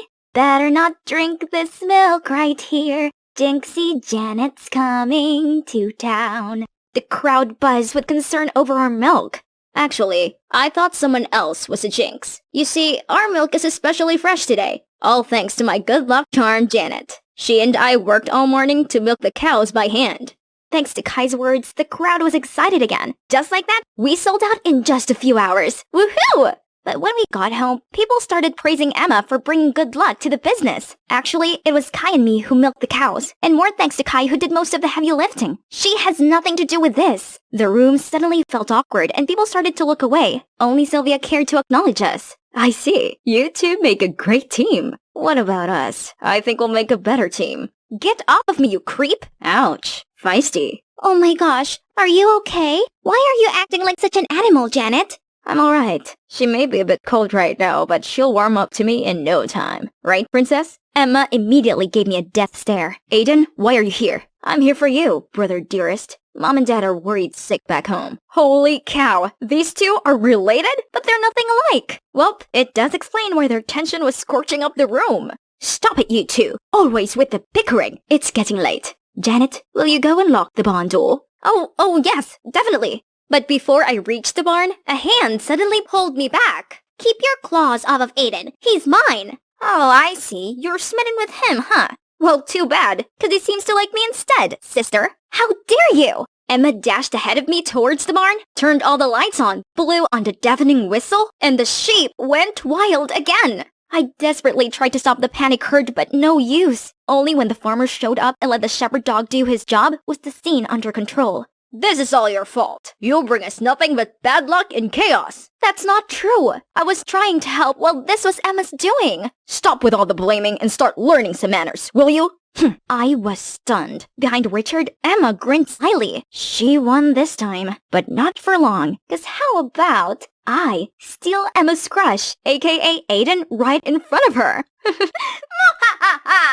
Well, actually, I didn't really have to steal anything, 'cause Aiden always found his way to me first. And he also brought Kai along. It was like something was going on between them, and they kept fighting to get my attention. They showered me with food, fought over the seat next to me at dinner, and wouldn't let me lift anything remotely heavy. It was getting a little annoying, but seeing Emma fuming with jealousy each time is so worth it. One afternoon, Kai and I were picking flowers in the field when he gently tucked a flower in my hair. It looks good on you. Then he lifted my face and leaned in closer. I was floating in the summer breeze, ready for a kiss when we both got shaken up by the engine revving. Aiden? Sup, pretty thing? Wanna go out with a date with me? She's with me, can't you see? Well, maybe I'm blinded. Blinded by my love for you. How about you two can show some brotherly love and go together, huh? Then I walked off, only to see Emma's blonde head sticking out from the flowers. Hey Aiden, on second thought, I'd love to go with you. Shall we? Driving away, I could see Emma furious, and Kai with sad eyes following me? But the thing was, this was hella awkward. I don't feel like flirting if there was no Emma. And he, well, I don't know, couldn't stand it anymore. So I told him to stop at this random clothing store and insisted he try on this fancy suit. Whoa, you cleaned up nicely, huh? Do I not look good usually? Well, you kinda look like a hooligan. Is that genuine joy I see on your face? What? I'm always smiling. Oh, really? You and Kai were ready to bite each other's heads off just then. You don't know everything about us, Janet. I know you have a thing for him, but I can never let you two be together. Not this time. We came back to the farm to see Emma waiting for us, all agitated. You tramp! Isn't Kai enough for you? Now you're playing the double game with Aiden? And you're just jealous because Aiden doesn't like you. That's right. I only have eyes for Janet. She and Kai were never together, so quit sticking your nose into our business. Emma couldn't utter a word. For the first time, she seemed so vulnerable, then rushed away in tears. Look what you did, brother. Playing with both Emma's and Janet's hearts is a low blow. You're one to talk. Wasn't the thing with Tina your low blow? Tina? Tina who? Tina was your crush. I had nothing to do with her. It's about time you get over that. That's not what Tina said. She told me you flirted with her, and you abandoned her when she's falling for you. She lied, okay? She wanted to use you against me, and never once reciprocated her obsessive behaviors. I just want to leave everything behind and enjoy my life here, with her. So Aiden, please, just let us be. Too bad. She seems to like me instead. Can't you see? She doesn't care if her sister likes me. She still chose me over you. Dang, those words hit me hard. I didn't realize what I'd done to Emma all along. It's time to end all these silly sibling conflicts. Guys, stop. Can't you see her hurting each other just like Emma and I? Janet, this jerk lays with you and Emma. He deserves a fist or two. No, Kai. I'm not exactly innocent either. I was also using Aiden to get back at Emma. You what? I know. But all these petty revenge doesn't bring us any good. No one wins at all. And honestly, I regretted having hurt Emma. And so should you guys. You want this golden boy to drop his sky-high ego? Yeah, good luck with that. I'm not a golden boy, Aiden. Are you kidding me? With all your success and skiing trophies, Mom and Dad can even see me behind all that. When you left home, they freaked out and made me go looking for you. Do you know the reason I quit skiing and left home? 'Cause Mom and Dad wouldn't stop pressuring me. It's suffocating. Every time I stand on the rink, my whole body shakes like crazy. I'm not perfect, Aiden, and I did not want to take away any attention from you. I'm sorry if you ever feel that way. Well, I didn't know. You could have told us what you'd gone through. To who? To Mom and Dad? The ones who keep pushing and nagging? Sorry I wasn't there for you. Heck, I was the worst. Right? You two could work this out. Now if you excuse me, I have my own sibling conflict to resolve. I was about to leave when we heard Emma screaming, "Fire! Fire! Help!" We immediately rushed to her, and the fire already caught on the haystack. It was spreading fast. I accidentally knocked over the oil lamp. What do we do now? You go call the firefighter. Aiden, you go get everyone here. Us two, we will go get water. Go, go, go! Kai and I tried our best to pour bucket after bucket of water, but it only stopped the fire from spreading, not put it out. We almost exhausted ourselves when the farmers arrived along with the firefighter, and luckily, after half an hour, everything was under control. Phew! But then, the farmers started surrounding me. It was because of you, isn't it? Every time incidents happen, you're always on the scene. Coincident? I think not. There we go again. But this time, I'm too beat up to even say anything. Then, there was Emma, petrified in fear, so I used every last effort to stand up. That's right, I knocked over the oil lamp and caused this fire. What are you doing? It's okay, I'm used to this. No, it was my fault. Janet's just trying to take the fall. In fact, this whole time, I was the one doing all the damage and blaming it on Janet. Was this for real? Emma standing up for me? You? Is this some kind of childish joke? You could have really harmed everyone here. This is our life work, not your girls' playground. I'm truly sorry. That's it. Tomorrow morning, you'll have to leave here for good. Both of you. We had no choice but to call our parents to pick us up. Meanwhile, I gotta pack my stuff. Hey, I know I've been mean to you since forever, so why did you still take the blame for me? I'm just tired of petty fights. Besides, I feel bad for stealing Aiden away from you. I don't have any feelings for him, and I don't think he falls for me either. I just wanted to mess with you. I figured. I actually heard what you guys were talking about before, and it hit me hard. You know, I used to enjoy being the only child. Yeah, no kidding. But honestly, when you came, it felt like all the attention and love was stripped away from me. I felt so lonely and jealous, so I decided to make you the center of attention, but in the worst way possible. I'm sorry. It's okay. It's all in the past now. I just want us to get along. And me not be called a jinx anymore. You got it. The next morning, our parents arrived all angry. We were so ready for a long-term grounding, but once they saw us holding hands, they were pleased. Honey, I think your plan worked. I knew it. You two can be little troublemakers, but deep down you still love each other. Come on, let's go home. Can we just wait for a few minutes? I don't want to leave without saying goodbye to Kai. But what took him so long? I gotta get going. Then Kai finally showed up. Wait up! I rushed out of the car and ran to give him a big hug. I thought you wouldn't come to say goodbye. How could I not? Especially when you forget the most important thing. Really? What is it? It's me, you silly. Oh, you're coming back to the city? Yes, I have a reason to be back now. To the city, to skiing, and what is it? It's you. Suddenly, a tree fell over right beside us and crashed the mailbox, causing all of the mail to fly out. You really are bad luck, aren't you? Hey, that tree was already rotten. And don't you think that it barely missing us means I'm good luck? I'm just kidding. I stood in front of this shabby cottage, trying to calm myself, and went inside. One step in, and the door snapped shut. I freaked out and banged on the door. "Let me out! Let me out!" But only ghastly laughter resounded. Just then, I could feel someone coming close to me. I turned around and was terrified by what I saw.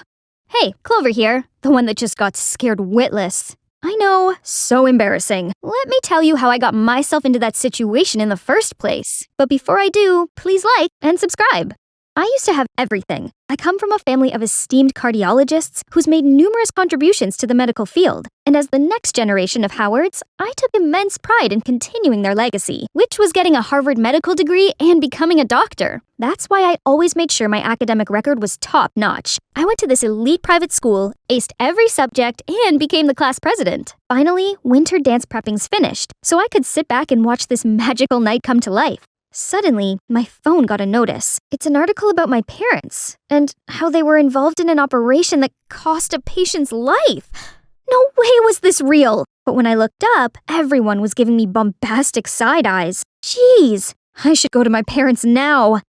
I had to ask as soon as I found them. "Mom? Dad? What the press is saying isn't true, right?" "Honey, listen. When the patient was brought in, there wasn't much we could do for her. It was too late." Turns out, she's from the Albert family, a very powerful family in the country. They didn't take it too well, especially her son. He blamed my parents for his mom's passing, meaning this media crisis was his doing. My parents explained to him many times, but to no avail. Now he even took legal actions against them. They had no choice but to show up in court. The incident quickly became the talk of the town. Everyone was throwing jibes at us. Gosh, all these turmoils were driving me insane. "Clover, can you solve this equation? Clover? Clover, stop!" The whole room turned silent for a second and stared at me like I was some freak. I picked up my books and stormed right out of class, but still, whispers followed me everywhere I went. There was no other place for me to be, so I just ran home and wept tears of frustration. My parents came in all worried for me. They thought maybe it's best if I stayed at my aunt's place. But Mom, Dad, I can't just leave you here. You're not leaving us. It's just that things are messy right now, and we don't want you to be affected. Besides, it's just temporary. Once the lawsuit's over, we'll reunite. Promise? Promise. When I arrived at my aunt's house, she seemed annoyed. Your room's in the attic. You're just here temporarily, so do not make any fuss. It's bad enough your parents got slapped with a lawsuit. Just then, I got a text. Mom's checking in on me. I shouldn't worry her, right? But honestly, I'm not sure how I'd survive this place. First day of school, I had to ride this pile of junk here. Cycling alone made me sweat like a dog. Just then, a boy passed by and yelled at me. Hey, you got a fat side! Excuse me? I said you got a flat tire. Oh, that explains a lot. He helped me fix it. A few minutes later, the bike was good to go. The guy's Percy. He went to the same school as me, and today was also his first day. So, we arrived at school together. As soon as we entered the hallway, everyone stared at us. Suddenly, 2 girls came dragging me aside. Who are you? Why are you with Percy? You're not his girlfriend, right? Jeez, I met him 10 minutes ago. I don't even know who he is. OMG, you live under a rock or something? He's Percy Albert, the sole heir of the powerful Albert family. That name. Could it be a coincidence? The son that insisted on suing my parents went to the same school as me? Hold on, Clover. This could be your chance to manipulate him into withdrawing the lawsuit. And boom! Things could go back the way they were. Let's see. I could make him fall for me. People would do anything for love, right? Lucky me, Percy and I were in the same biology class where we worked in pairs. The 2 girls from before, Holly and Jody, started fighting to be his lab partner. Meanwhile, he straight up asked me. Well, not a finger lifted and the prey was already in my trap. That night, I went on his social media account and found out he often golfed at Rolling Greens. I could be a caddy, just had to apply for the position. I got accepted in no time and quickly got used to the job. Oh, and I just happened to go through Percy's golfing schedule and totally did not plan this chance encounter. I parked the golf cart ready to seduce my Ken doll, but somehow standing in front of me was Holly and Jody. What took you so long? Do you know how hot it gets? At least I still got a chance with him on the field, but as soon as these blondies caught sight of Percy, they flew towards him like moths to a flame. So I was left to carry these human-sized bags. Ew, she's stinking with sweat. Social distance, please. Stop, you're being mean. Clover, let me help you with that. Thanks. You came to my rescue again. No worries. Say, I didn't know you worked here. Yeah, I'm pretty good at golf. By the way, for your 50-yard shot, you might want to use this club. Center yourself and give it a good backswing. Percy took my advice and caught a strike. Already? Hey, how would you like to be my personal caddy? I don't know. Come on, help a guy out. Okay, on one condition. When the time's right, I'll use this card. When exactly? I'm so intrigued right now. You just wait. From then on, we always stick together golfing and hiding from Holly and Jody. Hey, are you free this Saturday? Since you helped me out and everything, I, want to repay you. Yes, my plan worked. I was so happy I could jump up and scream. But that only happened inside my head. I still gotta play it cool, only if it's a date. Saturday came and we took a trolley downtown to watch the streets in the fall. Look at how pretty the golden leaves are. We then stopped at this carnival, and I gotta admit, Percy seemed genuinely sweet. He protected me from the rushing crowd, held my hand when I was petrified on the Ferris wheel. His caring gestures had my heart racing a bit, and also wondered, how could this guy resent my parents that much? As the last ray of sunlight disappeared, the carnival lit up, and Percy's eyes suddenly looked so dreamy. Snap out of it, Clover! You're supposed to make him fall for you, not the other way around. The ride ended, and I immediately went to get some refreshments to calm myself down. But holy cow, I couldn't find my wallet anywhere. What do I do? Excuse me, I'll pay for her. How much is it? Thank you so much. I owe you big time. No worries. Please, at least give me your contact. I'll pay you back. Is that your way of asking me out? No, well, if your boyfriend doesn't mind, give me your hand. Meet me at Caribou's coffee shop, 8 a.m. Sunday. Your treat. After the date, I was sure Percy had feelings for me. I just needed to make him say it. Then I spotted Dumb and Dumber sneaking around my locker. They're trying to fake a note from Percy to me. Tell her to meet Percy at the haunted house in the woods. Then we'll trap her inside. Lame pranks. But I suppose I can go along with them and get Percy all worked up. Nice. And of course, gotta let Percy know where I was heading. I know this was a stupid prank, but the eerie vibe still gave me the creep. I stood in front of this shabby cottage, trying to calm myself, and went inside. One step in, and the door snapped shut. I freaked out, banged on the door. Let me out! Let me out! But no use. Only the sound of ghastly laughter resounded. Just then, I could sense someone coming closer to me. I turned around, so terrified. Blood drained from my face. Oh my ghost! Stop shrieking, stupid child. I'm not a ghost yet. He's a real person? Clover, don't worry. It's just my grandpa. Grandpa? What's your grandpa doing here? This is my house. So, this used to be his granddad's house when he was young. Since Percy's mom passed away, Grandpa's health deteriorated. No one in the family cared about him except Percy, as they were all deep in sorrow and hatred. Percy mourned for his mom too, but had to stay strong for his grandpa. So, he brought him back to this peaceful house, hoping Grandpa would feel better. At that moment, I felt bad for what happened to Percy and his family. Losing their loved one must have been so painful. I suddenly understood his motive now, and he badly needed this hug. Clover, I think I'm in love with you. I gushed over his words. Looking in his eyes, I knew it was real, and what I felt for him was also genuine. We could work this out, right? I'd tell him the truth and my side of the story. He'd understand. Percy, But one phone call from Mom changed everything. Honey, we lost the case. Their son has taken everything away from us. Our property, our legacy. Your dad was so distressed, he almost had a heart attack.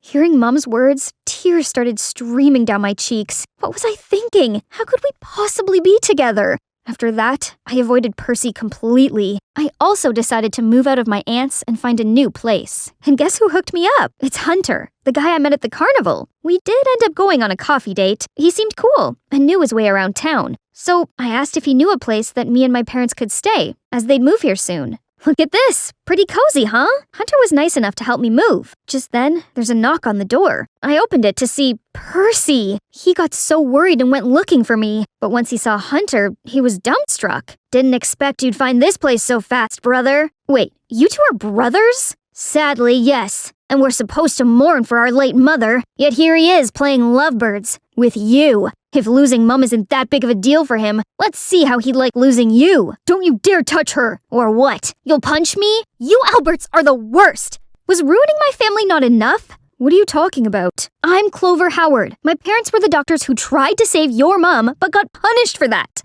I was so stupid to think I could convince you to drop the lawsuit. My family's in shambles now. Happy? I didn't know. Get out! Never come near me again! Percy had to haul off with a regretful look. A few days later, my parents arrived. I told them everything that had happened, but they said the son who pressed charges was actually Hunter, not Percy. Turns out, their family situation was complicated. Hunter went missing when he was 7, and not until recently did he return. But then his mom unexpectedly passed away. He must have been so miserable that he had to take it out on us. Percy, on the other hand, was really thoughtful and understanding. He did all he could to stop his brother, and I just put it all on him. I had to go fix this. When I got to the cottage, Percy was trying to stop Hunter from messing with my family again. You don't get a say in this. You grew up with Mum's love while I got nothing, and you couldn't even pay her proper respect. We can mourn her in different ways. Mum wouldn't want us to dive deep in hatred. Mum wouldn't want us to befriend people who couldn't save her, and you fell in love with their daughter? Traitor! Hunter was about to punch Percy. I had to stop him, quick. Clover?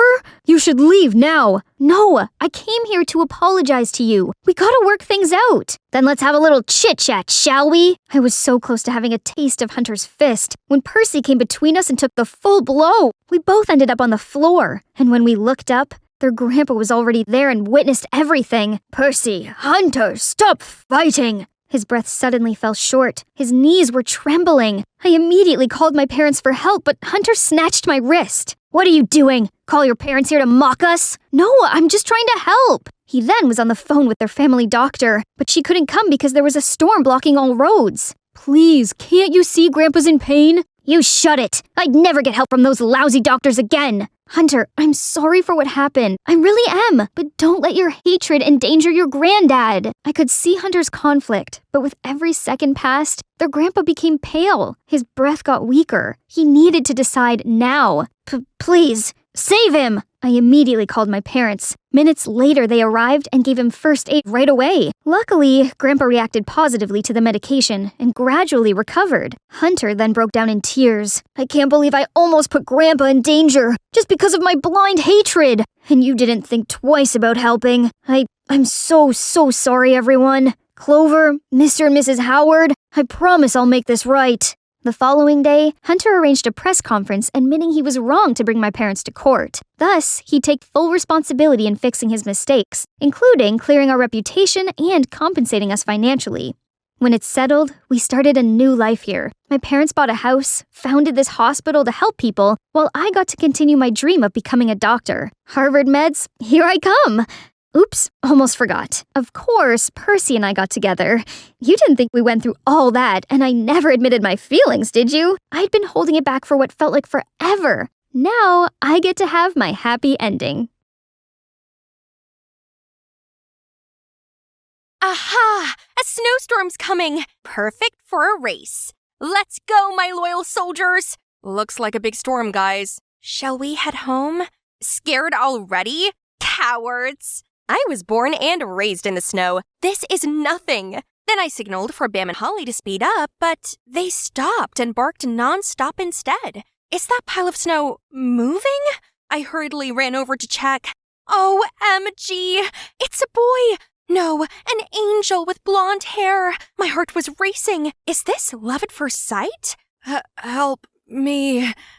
No matter how much Eldon and Era objected, I insisted on bringing this guy back to my place. I had to take care of him myself. Oh, looks like he'd woken up. Are you okay? Where am I? You're in my house. I'm Brenna, by the way. I found— Oh, God! Huh? What's wrong? Something on my face? No. It's just that you're too beautiful. Like a real-life Snow White. Then he said his name's Beavis. He came here to travel, but unfortunately was met by the snowstorm. Yeah, it's gonna snow heavily in the next couple of days, so you should stay here until you recover. After a few days, Beavis got better, so I showed him around, on the sledge. Although Bam and Holly were practically just walking, Beavis still freaked out so much, he huddled up against me. Hold on tight, I'm speeding up. We went up a hill, then through a pine forest and arrived at, ta-da, probably the biggest frozen lake he had ever seen. I taught Beavis how to drill a hole in the ice, then he excitedly dropped the fishing line. The following days, I continued taking him sightseeing, and we were basically inseparable. We went to see polar bears, kayaking among the icebergs. I taught him how to make instant snow by spraying boiling water into the cold air, and we even watched the spectacular auroras together. Wow, I've never seen such beautiful scenery before. Yeah, and I'd never seen such a beautiful face before. Just like that, Beavis spent day after another with me here in the Arctic. It's been so much fun, but for some reason, my friends Eldon and Era were not having any of it. They seemed to hold grudges against him or something. One time when I was arranging supplies in the root cellar, I heard Beavis's ear-piercing scream. I hurriedly checked and saw a white fox dashing out, followed by giggles outside the window. You're such a chicken, big city boy. It's just an extra-large kitty. Then Eldon and Era burst into laughter. Ugh, can those two show a little hospitality? At dinner, I cooked him my signature dish as an apology to Beavis for those naughty friends of mine. He was totally cool about it and even told me stories about his friends back at home and about their lives in Florida. Whoa, it sounds so magical. I wish I could lounge around on a beach and soak up the sun while enjoying my coconut drink too. I went to sleep dreaming about the beautiful urban life. Suddenly, a knock on my bedroom door woke me up. I stumbled to answer it and saw Beavis. Hey, Brenna, could you take me to the toilet? It's too dark outside and that fox might come back. How cute! He's really good at coming up with excuses to be with me. While waiting for Beavis, I planned out what we're gonna do tomorrow. As he got back from the outhouse, I couldn't contain my excitement and told him right away. Hey, I'm all better now. Maybe it's time for me to go home. Huh? Why so sudden? I'm sorry, but I really can't take this anymore. No, how could my first love end this fast? It hasn't even started. Brenna, it's so tough for me to live here. I don't want to boil ice every time I need a cup of water or go to the toilet out in the freezing cold. And how tiring that we can only go around on sleds. But even if we had a car, there's literally nowhere to go in this gloomy place. But still, I've endured it all this whole time because I can't leave you. I think I'm in love with you. Beavis, How about you going to the city with me so that we could stay together? Oh my, it turned out that we both have feelings for each other, but because of that, he had to suffer in silence. Such a sweet guy. And it's true, he wasn't built for this harsh climate. He didn't belong here.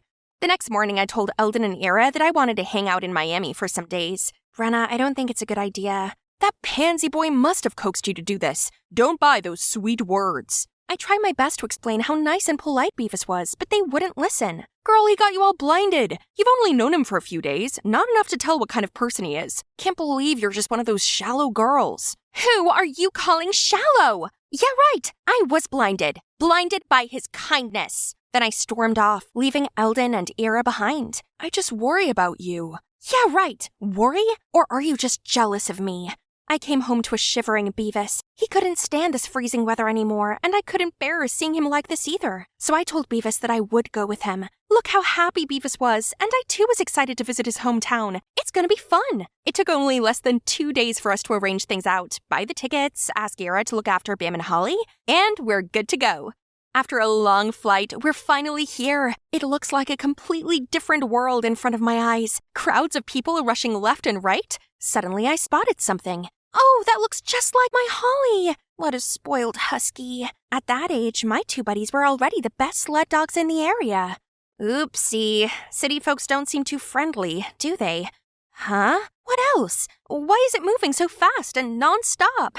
While I hesitated to take a step, Beavis suddenly carried me up in the air. Don't worry, I got you. Oh boy, he's so sweet. Beavis then got me transformed into a city girl. He took me shopping, then got my hair dyed. I really like my silky black hair, but Beavis said this looked better on me. This too, baby girl. This is a tattoo parlor, isn't it? Seeing my confusion, Beavis explained that couples here usually get tattooed on important occasions, and today marks the first day that you walk into my world, so I want it imprinted in my heart. So Beavis and I got matching tattoos that he chose. A weird-looking red shape behind the ears. It might not look pretty, but was definitely unique enough to be special for just us two. Once we were done shopping, we went to a luxurious villa. Oh my, is he taking me to his parents? I'm so nervous, not sure how I should behave when Beavis comforted me. They were nice. Don't worry, just do as they tell you to. Just then, the main door opened. Everyone turned to look at us full of excitement. This must be the first time Beavis took his girlfriend home then. Hello. Hello, everyone. Suddenly a man walked straight over and lifted my chin. Very similar, but this, but that. Just look at her birthmark. It's Demi. Thank goodness. Our beloved daughter has returned. I was still processing everything when everyone rushed to hug me and bombarded me with questions. I turned to Beavis for help, but where is he? What's going on? I tried to explain that I was Brenna, born in the snowy Arctic. Both my parents had passed away, and this was my first time leaving my hometown. But to no avail. My precious daughter, Beavis told us everything. You fell in the woods and had a concussion, so you're having a temporary memory loss. Just get rested for now, okay? Oh, where is Beavis then? I gotta ask him something. Don't worry, your savior will be well rewarded. You'll see him tomorrow. Everything happened so fast, I'm totally lost. But the most I could do now is to wait until tomorrow. I'm sure Beavis will clear things up. Upon catching sight of Beavis, I immediately unloaded it all onto him. Shush, just listen to me first. Turned out, Beavis worked here for the Atchleys family. He escorted their daughter, Demi, on a trip to the mountains, but she ran away. Mrs. Atchley was utterly furious about this and used his ill mother to blackmail him into finding Demi. That's why he risked going out into the snowstorm where we met. But why me? I have nothing to do with Demi. You and Demi look just like twins. When I saw you, I couldn't believe my eyes either. I did what I did because I was worried for my mom. I hope you can forgive me and help us, please. I'll soon find Demi. So, you were only using me? No, I'm truly in love with you, Brenna. I didn't want to be away from you, and you deserve a much better life here, with me. But just wait until I find Demi. Then we will run away and live happily together. Poor Beavis. He seriously had the worst luck. If I were him, I guess I would do the same. So I reluctantly lived as Demi. Luckily, her parents thought I lost my memory, which made it not too hard to be her. One day, I received a text from Eldon. I suddenly remembered that I'd been away from home for almost a month. I wonder if Bam and Holly miss me. To say I was not one bit homesick would be a lie. But there's no way I'd speak to Eldon. So I called Ira to catch up on things and asked for her help in the search for Demi. It had been a few days already, but neither Ira nor Beavis had heard anything about Demi. Feeling too restless, I went for a walk in the garden.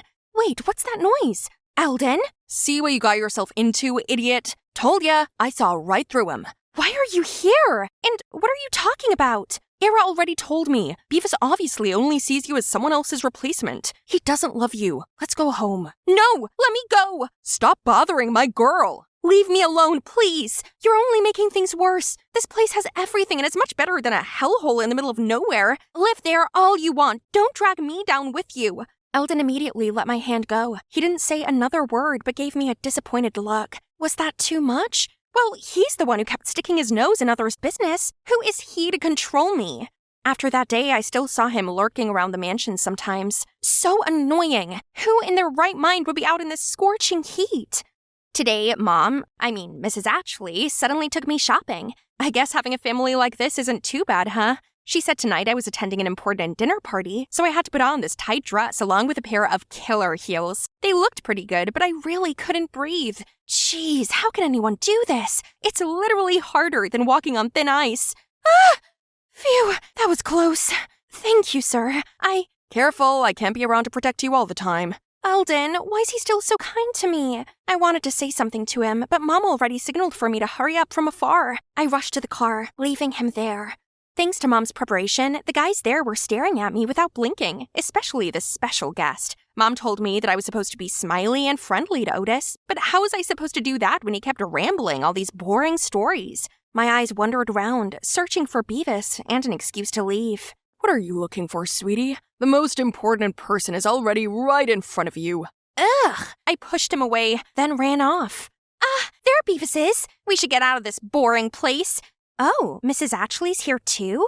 What? That's it? I risked being in danger just to find her and bring her back to you. Don't take me for a fool. I'm only her stepmother, but I can tell that girl isn't Demi. I just let you off since she resembled her quite a bit. You're in no position to demand. But didn't you get Otis all smitten also? Isn't that all you care about anyway? So give me my money. I had to rack my brain to sweet-talk that girl into coming here. That means your sickly mother doesn't exist either, does she? Oh, sweetie, you've heard it all. So what if that's true? You won't get a dime. I'll expose your scheme. Where are you going, sweetheart? It's bedtime. So my phone was confiscated and I'd been locked in this room for 3 days straight. They wanted me to give in and date Otis, but no way. I tried every possible way to escape, but always ended up getting caught. One morning, I was woken up by dogs barking. Annoyed, I went to the balcony to check and saw Eldon and Bam. Eldon signaled for me to stay calm and flew a paper plane to me, then swiftly left. Let's see. Fine then, if that's what he wants. Let's end things here once and for all. I agreed to date Otis like the Ashleys demanded. I even enthusiastically chose my own outfit, did my makeup with a cute hairstyle. Mr. and Mrs. Ashley were very pleased with that. They couldn't hide their excitement and even stood at the gate to welcome Otis when he came to pick me up. As his supercar arrived, Otis, the preppy guy, had just stepped out when Eldon signaled Bam to charge at him and scared him away. Meanwhile, the Ashleys were screaming for security. I was gonna leave in the midst of the chaos, but don't you dare run away! Ugh! Holly jumped out of nowhere and made Beavis fall to his knees. Holly then bit on his pants and dragged him around. Good job, baby! Right then, a car stopped in front of us, and a girl stepped out who looked just like me. This must be Demi! Who are you? Why do you look exactly like my daughter? What kind of father are you to not recognize your own child? This is precisely why I ran away from home. After that, Demi exposed her stepmother and Beavis's evil plan in my stead. Demi's dad frantically apologized to his daughter and admitted that he'd always been so caught up with work that he overlooked family and his wife's scheme. Get out of my sight at once, and don't even think about bringing a dime with you. Then Eldon dragged me into the car, and in the driver's seat was Ira. Thank you, Ira. Just me? Eldon did most of it. I shyly looked over at Eldon. Thank you, and I'm sorry. It's okay, we're friends after all. I'll take care of you at all costs. Anyway, just hope that you've learned your lesson now, Brenna. Not all that glitters is gold. Eldon's right. This beautiful city is glamorous, but I don't belong here. I belong to the wind and snow, to the winterland I call home. Time to go back. The trip to the city was like a fever dream, but let's leave it all behind, 'cause I'm busy racing with Eldon. As expected, he's always as slow as a turtle. Hi, this is for you. For me? What's the occasion? The day we stop being friends. Brenna, what do you say if we become more than friends? Hi, I'm Kaylee from Washington. I might dress like a boy, but I'm actually the girliest girl you could ever meet. Before I continue, please like and subscribe. I was born with shiny blonde hair and blue eyes, just like my mom. I never met my dad, but it wasn't really a big deal. There's no need to live in some fancy castle to feel like a princess. I was already one in my mom's eyes. She always pampered me with the cutest things in the world. You could give Rapunzel a run for her money, sweetheart. But tragically, Mom left me in an accident when I was 10, and I had to move in with Selena, my mom's friend. She lived in a mansion where there was so many people dressed just like her. As soon as they saw me, they started to ooh and ah at me. What a porcelain doll. Bet she'll win any beauty pageants. She's just too lovely to be real. Shh, Miss Sanchez here doesn't like anyone who's prettier than her daughter. Yeah, she's been in a foul mood ever since the master left for his mistress. I only caught a bit of what they said before Selena dragged me into a corner. Sweetie, you heard them. Boys are bad news. Just look at your dad, for example. So stay away from them. Got it? And the only way to repel them is if you look more like them. Then she told me to wear contact lenses to hide my blue eyes, cut my long locks, threw away my dress collection, and bought me clothes that basically drowned me. And voila, I looked just like a teenage boy. One day, I was alone in the kitchen when I heard someone shouting, "Bring me 2 smoothies now!" I brought in 2 avocado shakes, but accidentally splashed one all over this girl's face, turning her into Shrek. Watch what you're doing! My daughter's angel face is destined to be Miss USA! How dare you! I'm sorry, ma'am. Relax, Mom. Avocado face masks are all the rage anyway. Sadly, I still had to take my punishment, but suddenly the girl walked towards me. Hey, I'm Beatrix. Let's go and play. But Don't worry, I'm here. My mom won't punish you anymore. Then she took me to her room. Wow, she even has a castle inside? Beatrix then put some wigs and makeup on me. I looked at myself in the mirror, and memories of my mom came rushing back. I quickly pulled out the photo of her that I carried with me all the time. We looked so alike. I was about to take my lenses out when Selena stormed in and dragged me back to my room. Don't you ever let me catch you here again, and keep your distance from Little Mistress. We're not from the same world as people like them. Remember that? But little did Selena know, Beatrix had just asked her mom to allow me to go to school with her. And ever since then, we've been literally inseparable. I mean, literally. She clung to me from living room to kitchen, from home to school. Honestly, the only time I could have a moment of peace was when I went to the restroom. Phew. Oh, maybe not. And each time we hung out was more than torture. I had to fight against the urge to act girly, hit my own hands whenever they started to reach for those pretty things, and now they ended up swollen. Think I'll glue them in my pockets next time. Then, one day, I arrived at school to the most terrible news ever. Kaylee, one of our female rugby players, got injured, so I put you on the team. What on earth? I don't even know what rugby is. Here's Austin, your rugby coach. If you need anything, he's your guy. You know him? He might be handsome, but something about him screams bad news. People call him Awful Austin. You better watch out. And she wasn't exaggerating at all. On the very first day, he already pushed me to my absolute limits in training, that I almost passed out. In the agility ladder exercises, I got my feet tangled up in the line and fell to the ground. But instead of a hand, all I got was his soulless look. Then one time, I missed the ball, causing it to hit another player. Hey, is this a joke to you? Do it properly. Keeping all Celine's words in mind, I zipped my mouth up and ignored him, who was definitely a boy. Oi, what's the attitude? You're bringing the whole team down. See? Cat got your tongue? Faking dumb doesn't work here. From tomorrow, extra training, no excuses. Beatrix was right. He was a devil.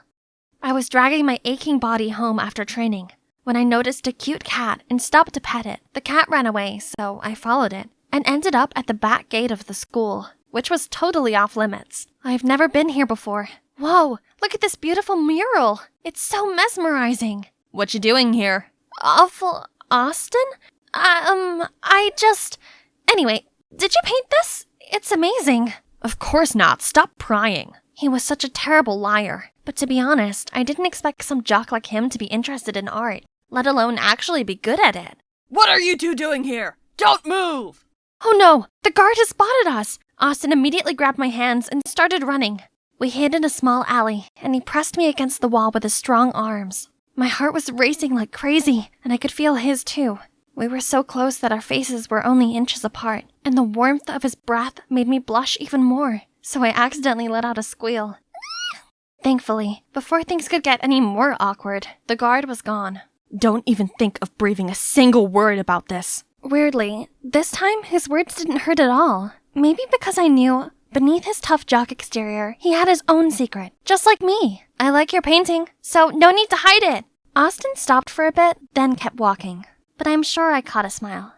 After that day, he started to behave quite differently, more gently.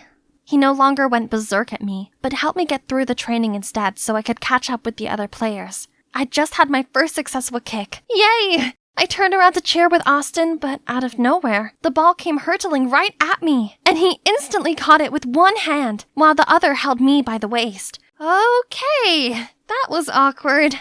This week, there'd be a senior prom at school, and Beatrix insisted we go. Of course, I gave her a no, but she was literally a leech, so I had no other choice. Wear this, Kay. It's a matching set. It'll be so lame if I wear this alone, please. Fine, but only 'cause you've given me no choice. Yay! Love ya!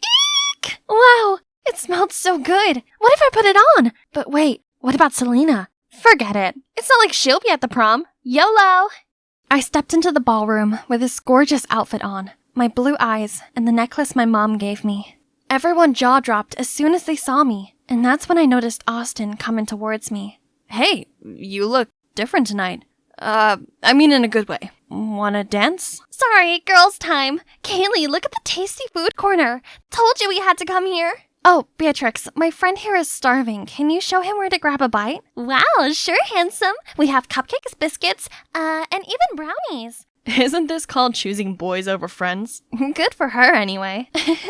Then Austin gently led me in the waltz. He looked exactly like a prince from a fairy tale. As we fell in step, letting the rhythm control our movements, I felt my whole body tingle. The sparks were definitely flying. But suddenly, the music changed into trance. We looked into each other's eyes for a second, then, hand in hand, ran across the crowd until we got outside.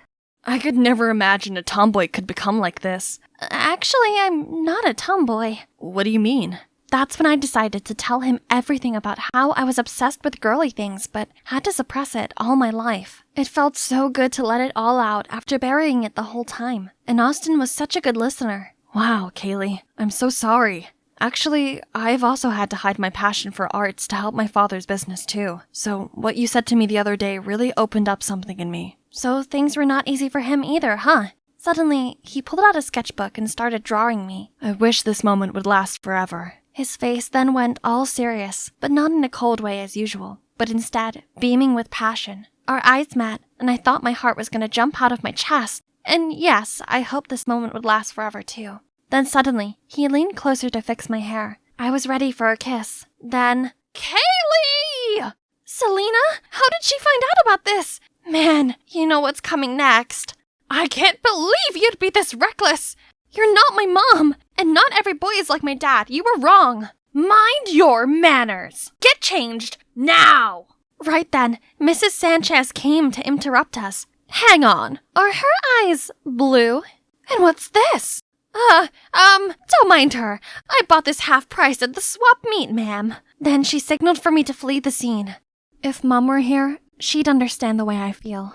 Blinking back tears, I suddenly felt a warm hand on my shoulder. Are you alright? I saw you leave with Austin. Did he cut your hair? It looks shorter. I'm okay, Beatrix. Oh wow, I have a similar necklace that my dad gave to me. This was from my dad too, except that I don't actually know who he is. Maybe your dad is my dad? 0 for the joke, Beatrix. Oh, but why did Selena lie about the necklace to Miss Sanchez? So I went to find Selena right after, and she told me the most shocking thing ever. Beatrix's dad, the former master here, was actually my dad. He seduced Mom, who used to be a maid here too. When Mrs. Sanchez found out, both of them were kicked out of the house. Then knowing Mom was having me, he dumped her right away. Selena was afraid Mrs. Sanchez could see Mom in me, and so she had to force me to disguise myself. Wow, this was seriously messed up. Keep your identity a secret by all means or we're doomed. Understand? I was in complete shock, but I knew I had to be more careful from then on. For the whole week after, Mrs. Sanchez seemed to be in a good mood. One day, she even asked me to go shopping with her. But a wedding dress studio? Is there a wedding coming, ma'am? Yes, and it's yours, you filth! You have to pay for your mom's karma for stealing my husband! So, she knew everything? I tried to bolt away, but immediately got caught. Then she took me to this luxurious house, and guess who I met? Kaylee, what are you doing here? Austin? What? What do you want? I was still bewildered when a man pushed a boy in a wheelchair into the living room. Hi, Mr. Fisher. About our arrangement. This is the bride here. She and Ivan here will make the perfect couple. Hope you like this gift as my thanks for your favor. My blessings for the marriage and your family. Dad, what is she talking about? Ivan will get married to this girl. I've already settled everything so that Ivan can have a bright future without worrying about anything. Excuse me? I've had to put aside my art dream to enroll in business school, as you wished, and now you want to control my brother's life too? I object to this marriage, because I love her! Then he pulled me away, leaving Mr. Fisher frozen in shock. Kaylee, I'm so sorry you had to meet my dad in such an awful way. I promise to never let anyone treat you like this again. No worries. I have to thank you instead. Your words really woke up the courage in me. Austin offered to help me talk things out, but it's time for me to fight for my own good. I came back home to see Mrs. Sanchez flying into a rage. How dare you bring your face back into this house? You cruel woman! I will not marry someone else just to pay off your debt! Right at that moment, Selena walked in, and she literally turned into a bull. How dare you do that to my child! I had to stop her from lunging towards Mrs. Sanchez. So how about what you all have done to me? Do you know what I've been through all these years? Her mom stole my husband, and you just expect me to put it aside? Then she collapsed and burst into tears. Suddenly, I felt bad for her. I'm sorry for everything that happened to you, but it doesn't mean you have to punish yourself with it, or grant yourself the right to dictate others like that. She owes you nothing, and you have no right to control others' lives. Right after that, Selena and I packed our stuff and left the house.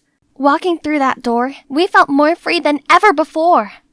After all that drama, it took us some time to get our lives back on track. From all the money Selena had saved working as a maid, she was able to open her own bakery and take back control of our lives. And so do I. Finally, I'm back to my princess style. But after all those craziest things happened, something never changed. Oh my god, we're half sisters! Yay! My mom said she felt so guilty about what happened, but asked me to keep it a secret. Oops. And about that guy, you ask?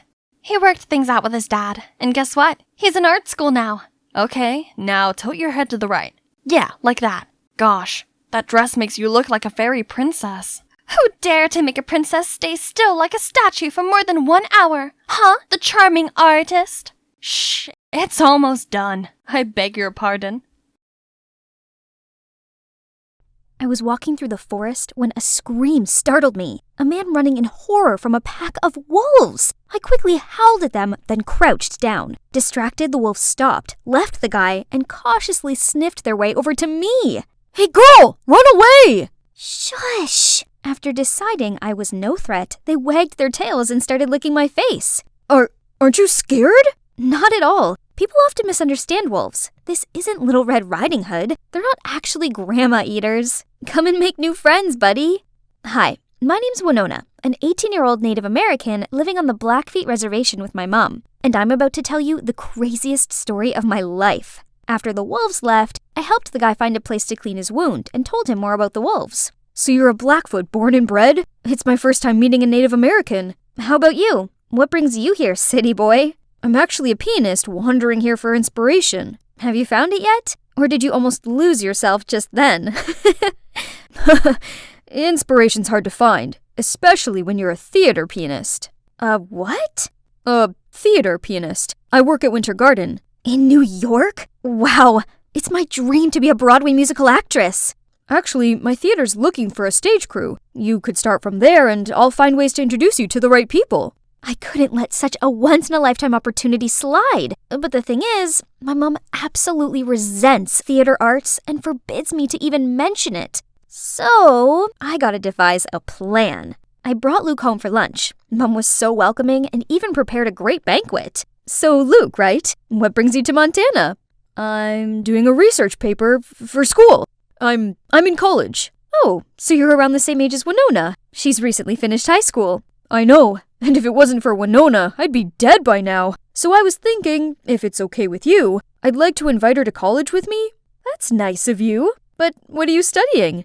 Hotel management. Mom, I thought I could give it a try too. But honey, you said you wanted to take a gap year. I just didn't want to try college alone. But now I've met Luke, it'll be different. Mrs. Ryder, I promise I'll take good care of her. Mom smiled, then nodded. Yes! Mission accomplished! Oh man, look at how crazy the streets of New York are. Thankfully, Luke arranged a small place just a few blocks away from the theater for me. And the following day, he landed me a staff member job to get me used to the theater scene first. It's not easy, especially working for a grumpy director with a zillion demands. Hey, you! Yes, you cleaning lady! Out of the way! But just being here this close to the stage is incredible, right? One day, on set for Mr. Killorn's new play, he started yelling and throwing papers everywhere. Curious, I picked up the script and saw a line written in Blackfoot. Ketzikakumen? I love you? Mr. Killorn suddenly noticed me. Oops, I must have said it too loud. How did you learn to speak Blackfoot? My mom taught me. Oh, I live in the Blackfeet Reservation. Interesting. You know what? You're cast for the leading role in this play. Go and meet Jade, the coach here at the theater studio. She'll instruct you further. I froze on the spot and couldn't believe what had just happened until Luke appeared, bowed to the director, and pulled me out of there. Am I finally living my dream now? Here it is, the studio from the business card. Huh? Are they shooing a coyote? This stupid guy was waving his umbrella at the snarling animal. I tried to tell everyone to back up, but no one heard my tiny voice until the guy next to me suddenly spoke up. Everyone, back up! Thank God people finally listened. I slowly advanced to the coyote, knelt, and offered my hand to him. When he seemed to trust me enough, I gently stroked his head and calmed him down. Just then, Mr. Killorn's assistant appeared and took the coyote in. Turned out, he's Mr. Killorn's pet. Who keeps a wild creature as a pet in this stuffy, urban space? You okay? You hurt anywhere? I'm fine. Poor little coyote looked terrified. You know a lot about animals, don't you? I grew up with them, yeah. In Blackfoot mythology, coyotes are guardian spirits. Well, you sure were a guardian spirit right then. I was still so touched by his words, but then Luke suddenly appeared. Winona, I just heard about what happened. You okay? What are you doing here? The guy, who was friendly just a second ago, now seemed cautious and just walked away while Luke glared at him. I'm fine. You should stay away from him. Luke doesn't seem to like that guy. Something weird is going on between these two. I went and met Jade, our coach. She told me about the role and introduced me to Nathan, my actor partner, which happened to be the guy I just met. I couldn't help but grin and offered my hand to Nathan, but he just ignored me and turned to the script.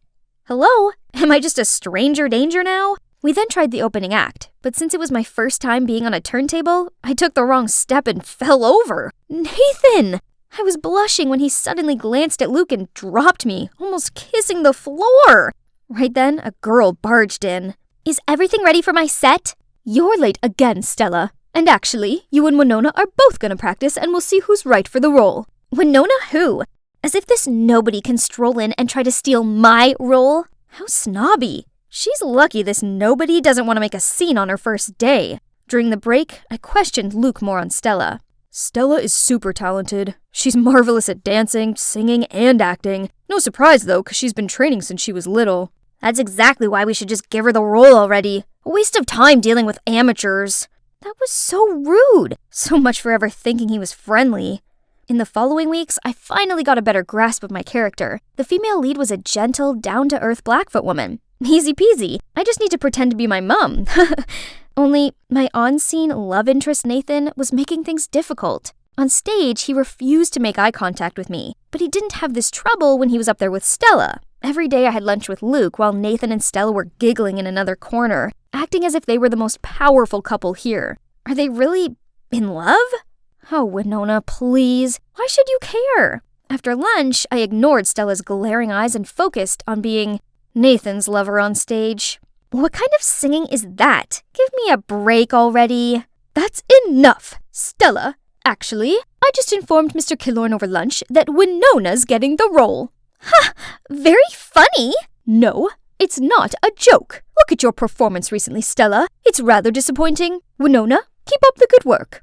Stella looked like she'd had the blood sucked out of her. I excitedly beamed at Luke, but strangely he looked concerned and ran after Stella. Does he have feelings for her? See that? Why hasn't he just confessed his feelings for Stella already and stopped this unrequited love tragedy? Isn't it because you and Stella are together? And that's also why you're so half-hearted whenever you're on set with me? It's not like that. I just couldn't control myself every time our eyes met. What did he mean by that? Congrats anyways. I always knew you deserved this role. He's right. I'd really worked super hard for this. I'm so close to achieving my dream now. The next day, I rushed into the first official rehearsal and acted my heart out in front of Mr. Killorn and the whole crew. I was dancing away to Luke's sentimental track when the door slammed open. It was Mom! I can't believe you lied to me and came here to do these foolish antics! Oh no. Mr. Killorn turned pale while Jade gasped upon seeing Mum. I tried to tell Mum to let me finish the scene, but... Fine, be this way. Until you come to your senses, you're not my daughter anymore. Mum then stormed out of there. Mr. Killorn told everyone to take a break and also left. I stormed over to Luke and asked if he told my mum the truth. But right when he was stammering, Mr. Killorn came between us. I didn't know you had to lie to your mum to get here. Yeah, sadly. She knows about my acting dream, but she has always been so negative about it. Is that so? Well, you're doing a great job. Continue practicing for the play. And maybe take me to your mum sometime and I'll try and explain this to her. Encouraged by the director's feedback, the next day I confidently acted my part. Yet Jade seemed dissatisfied and criticized my movements, saying they were too rigid. Winona, I'm giving the role to Stella. You need more training. What? I'm not some toy you can throw back and forth. Was it all just a show to get me and her to pit against each other? What was that about? Why the change? You're not qualified. Go back to your mother. What has this to do with my mother? I didn't know what was going on, but I was sure of one thing. I needed to prove myself, so I stayed at the studio practicing, swinging and swaying my soul away under the studio light until I accidentally sprained my ankle. Right then, Nathan came out and helped me up. Why are you still here? I saw you stay, so I thought I'd stick around for a little longer. As he spoke, he gently pressed an ice bag on my ankle.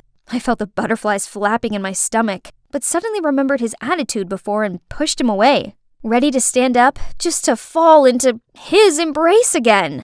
You must think I'm so hot and cold, but I just didn't want Luke to misunderstand anything. What do you mean? We're just friends. And what's up with you and Luke? Then he told me how he and Stella were the best of friends back at acting school until Luke appeared. Luke was instantly attracted to Stella and asked Nathan to set them up. Nathan, of course, happily agreed. However, the next day Stella suddenly expressed her feelings for Nathan right in front of Luke. Luke didn't take it too well and thought I was messing with him. He's resented me ever since. So, you and Stella are just friends? We are. Stella might appear childish, but she's good-natured. She's dealing with a lot inside. I've just been watching over her. But right now she's gonna have to learn to stand on her own since I think I've met my guardian spirit. His guardian spirit? We were so close, I swear we were almost kissing. But I quickly pulled away saying I gotta go practice. The final rehearsal is my only chance to get my role back now. I showed up just as a substitute today, but when everybody was ready to rehearse, the only person missing was Stella. No one seemed able to contact her, and the director was growing impatient. Jade had no other choice but to push me onto the stage. Luke didn't seem too happy with this replacement, and suddenly played the piano much faster than expected. Flustered, I took a deep breath and let myself float naturally to his rhythm. During the intermission, I asked Luke what that was about. Drop it, Winona. I already knew. You got in here all thanks to your director dad, yet you fooled me with your little story. It's you who forced Stella away from her chosen role. Who's my dad? Mr. Killorn? Right then I was called for the next act. Still puzzled by what Luke said, I couldn't focus on my part with Nathan. Suddenly I heard Nathan scream my name and leapt to push me to the side. I fell on the floor and saw the massive chandelier land on Nathan. Everybody rushed to check on us, and among the crowd came Mom? We were all waiting for the doctor to check on Nathan when Luke suddenly spoke out. I'm sorry for what I said, but Jade told me Mr. Killorn is your dad, and you guys forced Stella to drop her role.